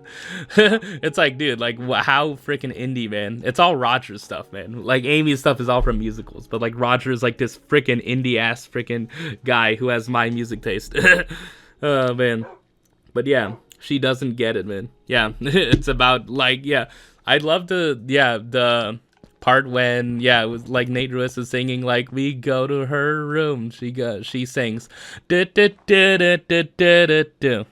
just so good, man. She doesn't get it. It was before she was born, something like that. I can't get these lyrics 100% right, but it goes something like that, man. He doesn't get it, man. But yeah, it's really fun. Yeah, it is similar to Fun in terms of like the music, like the musical style, but like I think like Fun is more orchestral, and like the Format is more just straight up like pop rock, you know. Like it is like similar to songs like Walking the Dog, like off of Aim and Ignite, you know. It's more similar to that than it is like Be Calm, or, you know, At Least I'm Not As Sad As I Used to Be, you know. It's like it's more like Walking the Dog and Bar Lights, you know, in terms of like how the songs go on the Format's albums. The one album I listened to, Oceans, is also a good song. Pick Me Up from that album is also a good song. Number 8, Loud Bark by Mannequin Pussy. This album came out in 2024, but it defined 2025 for me. It's just Missy singing, I've got a loud bark, deep bite, over and over again. I can't recreate her voice, but you know, it reaches a moment of euphoric frickin' catharsis. You know, there you go. as I try to be a pitchfork writer. Number 9 is This Ting On by The Promise Ring. Delaware, are you aware? Is this ting on? Where, Delaware, are you? So, are you?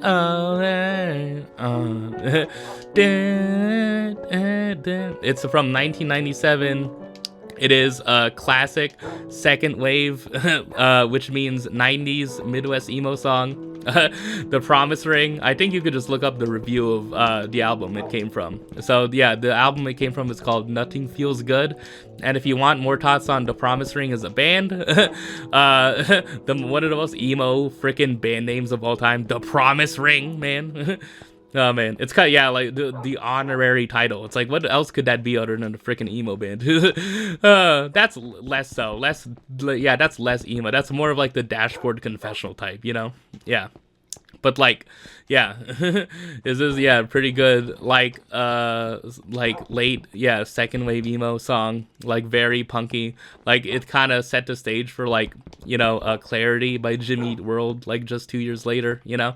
Yeah, just very like, yeah, like emo meaning like pop punk, you know, it's like them, the two terms bleeding together, and like people thinking that freaking My Chemical Romance is just purely emo, you know, when like emo getting co-opted by My Chemical Romance and Mayday Parade and freaking what is it, like Hawthorne Heights and stuff like that, the freaking When We Were Young crowd. It's like, yeah, when it was really supposed to refer to American football and The Promise Ring and Braid, you know. Yeah, I don't know, that's stuff for a pitchfork, that's stuff for a pitchfork writer. Okay, number 10, okay, Blessing It remix from Nujabes featuring Substantial and Pays Rock. This is hip-hop, man.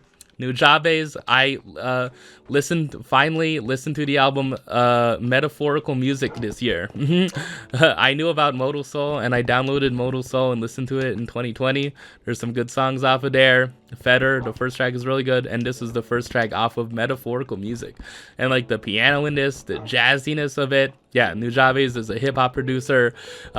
You might know him from the OP of Samurai Champloo. Yeah. Yeah, Shingo too, a rapper on there. Yeah, like Nujabes is someone who makes the beats, but like all of the other features on there are like the rappers who rap on them. So yeah, this is really good, man. Yeah, just saying Blessing It, you know, just very like nice, like freaking like hip hop, like very jazzy, like no matter what, like I think like the lyrics on Metaphorical Music, if you really listen to them, because like a bunch of them are Japanese rappers, they're just saying a bunch of like English words, you know. I feel like they're just saying things just for the sake of rhyming them a lot of the times, you know, which can be like if someone's like a true like hip hop person, you know. If you like go from like listening to Nas to listening to friggin' Nujabes, right? Like you're kind of, if you go into hip hop being like the number one thing for me is lyricism, right? And you listen for lyricism, you might not be the biggest fan of Nujabes, but if you just listen for just like, I want to feel like I'm listening to music, you know, and feel well, not to say that like rapping isn't music, but to say that like there's like, it's more of a focus, like the music is more of the thing that's like in the forefront, right? The overall vibe and mood of the song, you know, the jazziness, you know, the instrumentation on the tracks, the piano, the beat, you know, like that.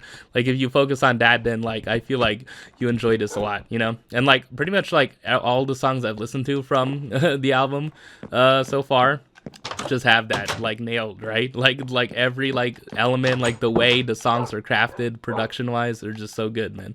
Yeah. Okay, is that it? Yeah, I have honorable mentions here. Yeah, the execution of All Things by Rilo Kiley, Knife by Grizzly Bear, Things Are Getting Better by NERD. And NERD is Pharrell Williams, Chad Hugo. Yeah, they're like they were this band that Pharrell Williams and Chad Hugo and like someone else did, right? Where it was like they made up the Neptunes, right? And yeah, the one thing, yeah, from Things Are Getting Better that I really loved was the drumming. Like, I just love those drums, man. just that freaking, that drum beat, freaking, yeah, just throughout the freaking track. And then the drum beat just going on throughout the track. And yeah, the execution of all things. Ralu Kiley is this like folk indie folk rock band, right?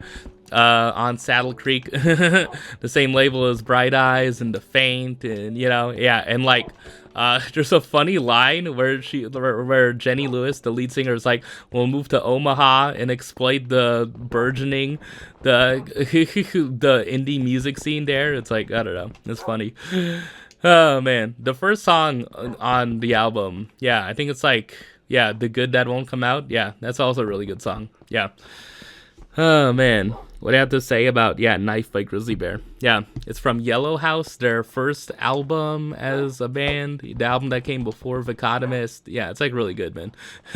Like I like, yeah, like that's like pure like indie folk, like psychedelic elements to it, and like the ending of Knife, yeah, with like the kind of like tinny whatever drums, do do do do, and then has like the ding, something like that. Yeah, I remember it is like, I want you to know when I look in your eyes,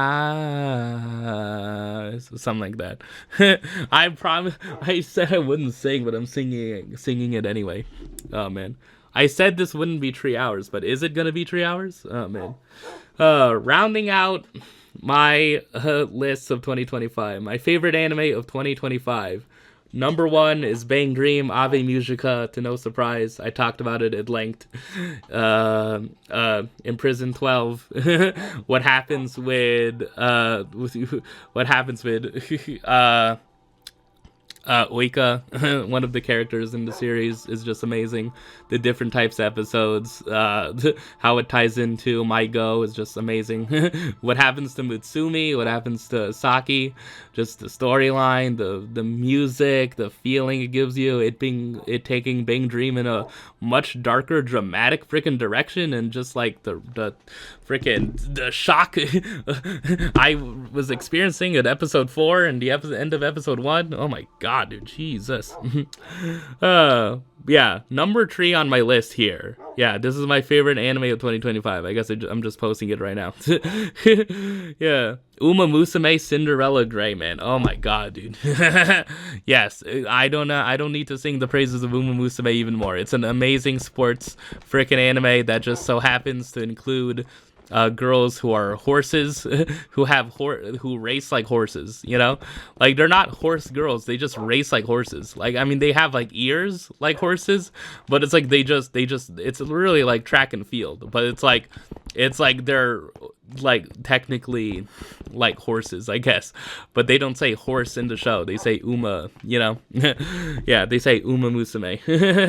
Ogre Cap, Domino Cross, A Rivalry for a Generation, Obey Your Master, just like the names of the friggin', like, yeah, like Something My Baby. It's like, what the hell?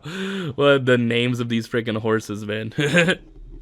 Yeah, I'm probably going to talk about Uma Musume in the future because there's like 3 seasons of Pretty Derby I have to get to, and also a movie.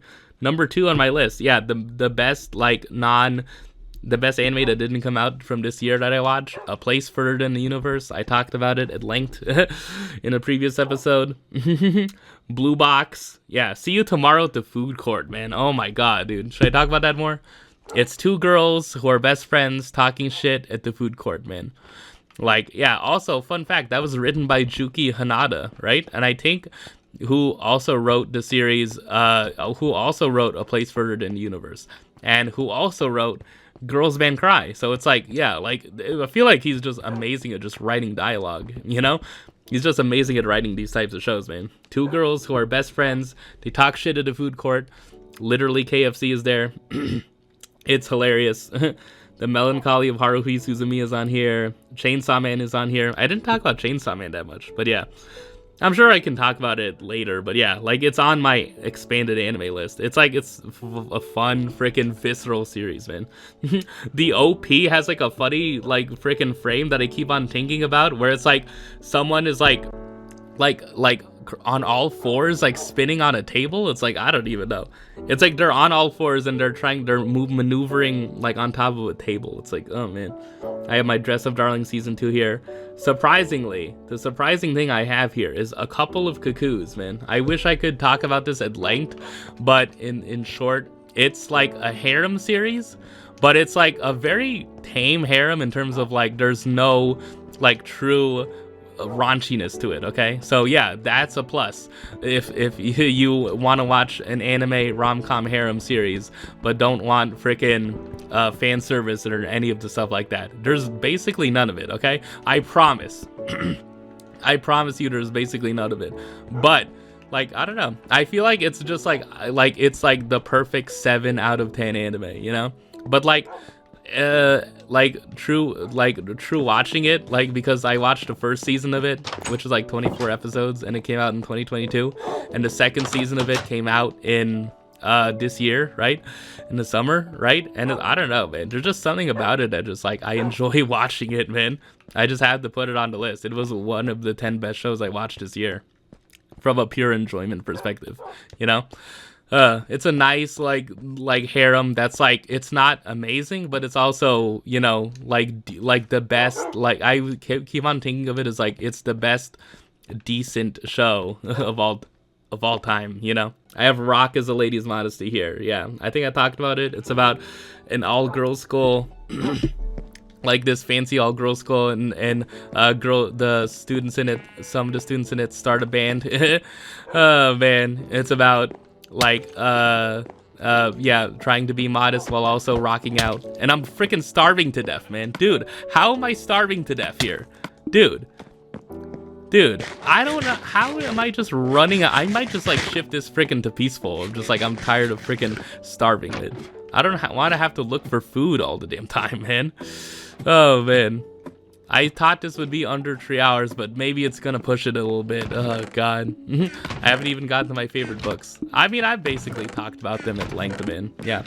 Anything else I need to mention? Insomniacs After School, Cromartie High School, which is a really funny early 2000s show. Yeah, it's like half length each episode, so it's like 11 minutes. Just there's Freddie Mercury in it, you know, selling point. D4DJ, which is like somewhat of like a cousin of Bang Dream. They both are under like Bushi Road, you know. Like D4DJ is pretty fun, man. It's basically Bang Dream, but like, yeah, it doesn't reach the highs of Bang Dream, but it's just like, but like reskinned with electronic music and DJs, you know. It's basically that, but it's not like heavy on the drama, you know. It's more like, you know, just basic like cute girls doing cute things, but it's cute girls wanting to be and being DJs, you know. And there's like a section where there's like two friends who were friends during childhood, but they were apart for a long time, and then they freaking solved their issues with a rap battle. It's like, yeah, literally, they literally have a rap battle to resolve their feelings, their like tense feelings towards each other, man. It's so cool. Oh man. Okay, that's it for anime, please. All right. And last but not least, to wrap up this year of 2025, I'm glad I got to release an episode at the end of 2025 and not just include these the beginning of 2026. All right, here are my favorite books of 2025. Any surprises? Probably not. Oh man, let me see. Number 1 is this book, Caramelo by Sandra Cisneros. What's that? Oh man. Number 2, Indestructible Object by Mary McCoy. I talked about it at length. Memphis, you know. Just like polyamory in a book, man. It's just, I don't know, man. Just so freaking good, man. Again, probably one of the best young adult books of the 2020s. Yes. Number 3, Second Chance Summer by Morgan Matson. Why is this on the list? Because it made me cry. It literally made me cry, and yeah, from the plot of the book, and from just the fact, if you didn't know, my grandmother passed away at the end of last year.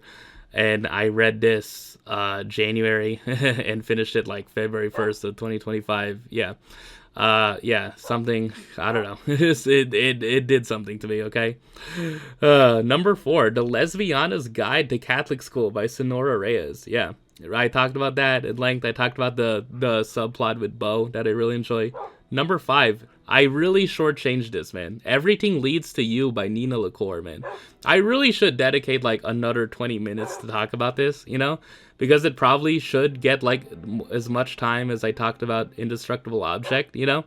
And it kind of was like unfair that I was saying like it was like Nina LaCour on steroids, you know, Indestructible Object was. But yeah, this is a really freaking great book, man. It's about like this girl who's a set designer, and she keeps on thinking about like sets, and it opens with like she like wants to find a perfect couch, you know, and she finds the perfect couch, and she's like on this like it's a queer romance, right, for 2014, which is really cool. And like she's falling in love with this girl while also solving the mystery of like her family, of this girl's family, because she's related to a movie star. She's the granddaughter of a movie star, and she like there's money involved, and like she has access to the bank account throughout at a point in the book, and like, you know, and it's like she's starting to fall in love with like her while solving this like mystery that ends up not mattering too much, you know. I don't know, it's just really freaking good, man. Just the descriptions of like, yeah, there's like this indie film they're trying to make, and like the main character like Cass, the love interest, you know, it's like I think it would work really well in the scene. And then like just like the scenes of description, the prose of just like the freaking how the main character talks about set design, of just like all of like the elements of like a person's room can tell me about who the person is, right? It's like, is there like a circular dining table or a square dining table? It's like, are the chairs from like a garage sale? Are the chairs new? Is there like new art hanging on the walls? Does the person who owns the house have potted plants? Do they care for plants? Do they maintain them? Are they real or fake? Do they water them often? Like, are the frickin' posters like diagonal, or like are the posters off in some way? You know, like what like kinds of potted plants would they own? What kinds of like things would they own in their house? Would they, I don't know, man.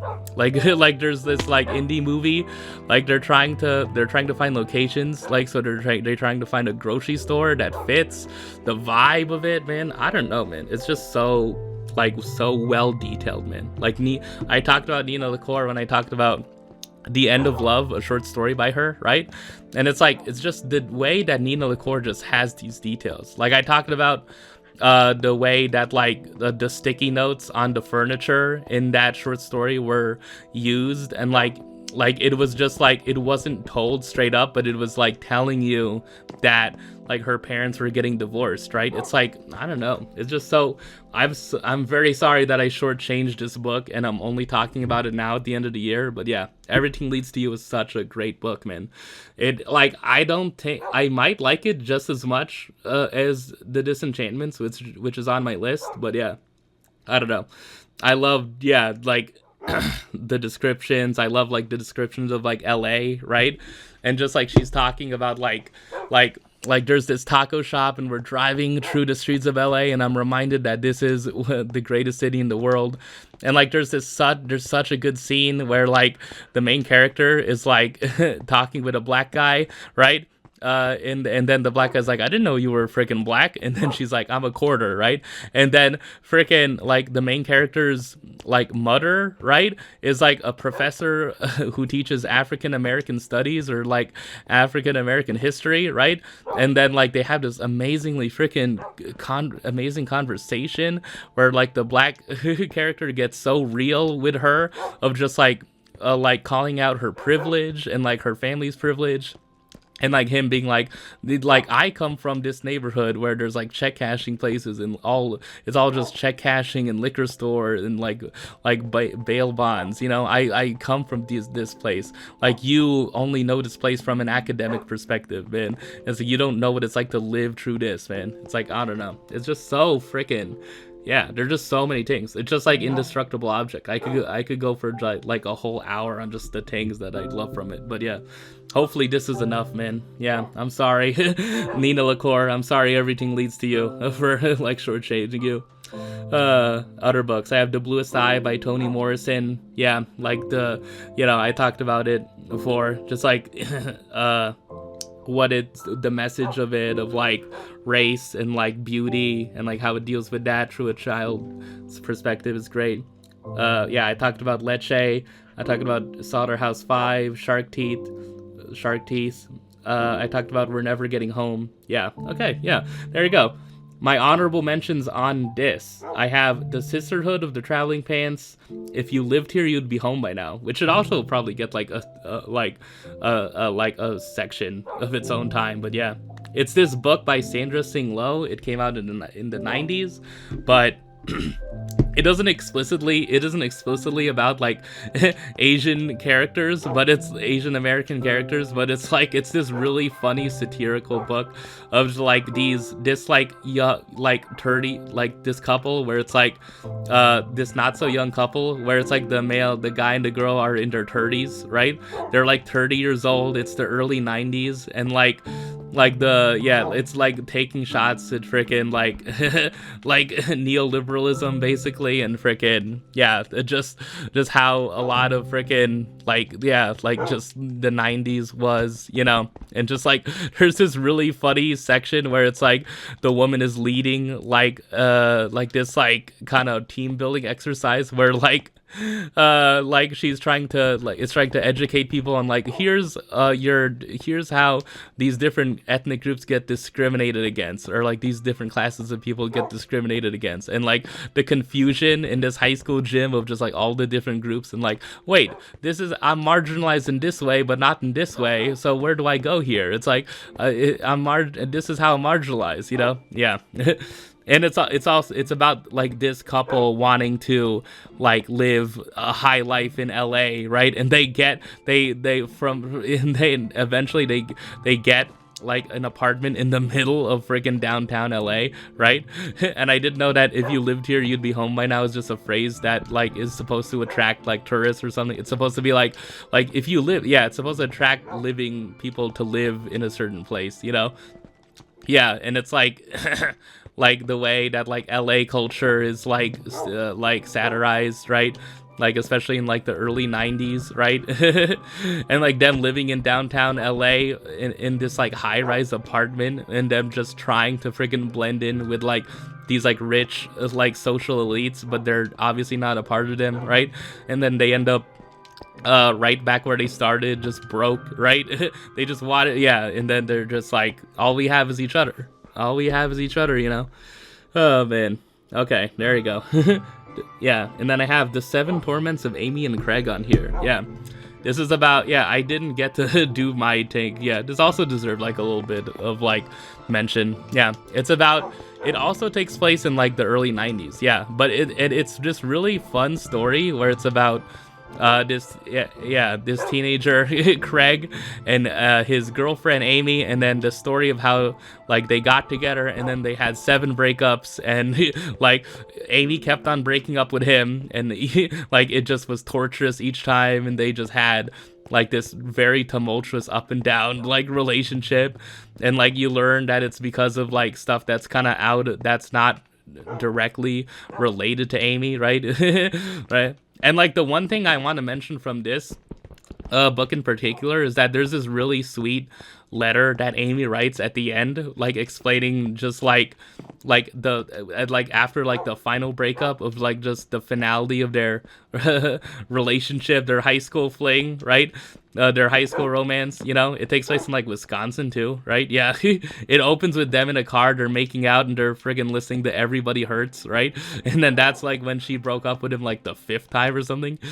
Oh man. Yeah. And it's like it's like a fun thing because like in like it's like mentioned in the book that Amy has dyslexia, right? And like one of the things is that like Amy like was dyslexic, which made her hard. Yeah, like obviously that's like it's hard to learn with dyslexia, right?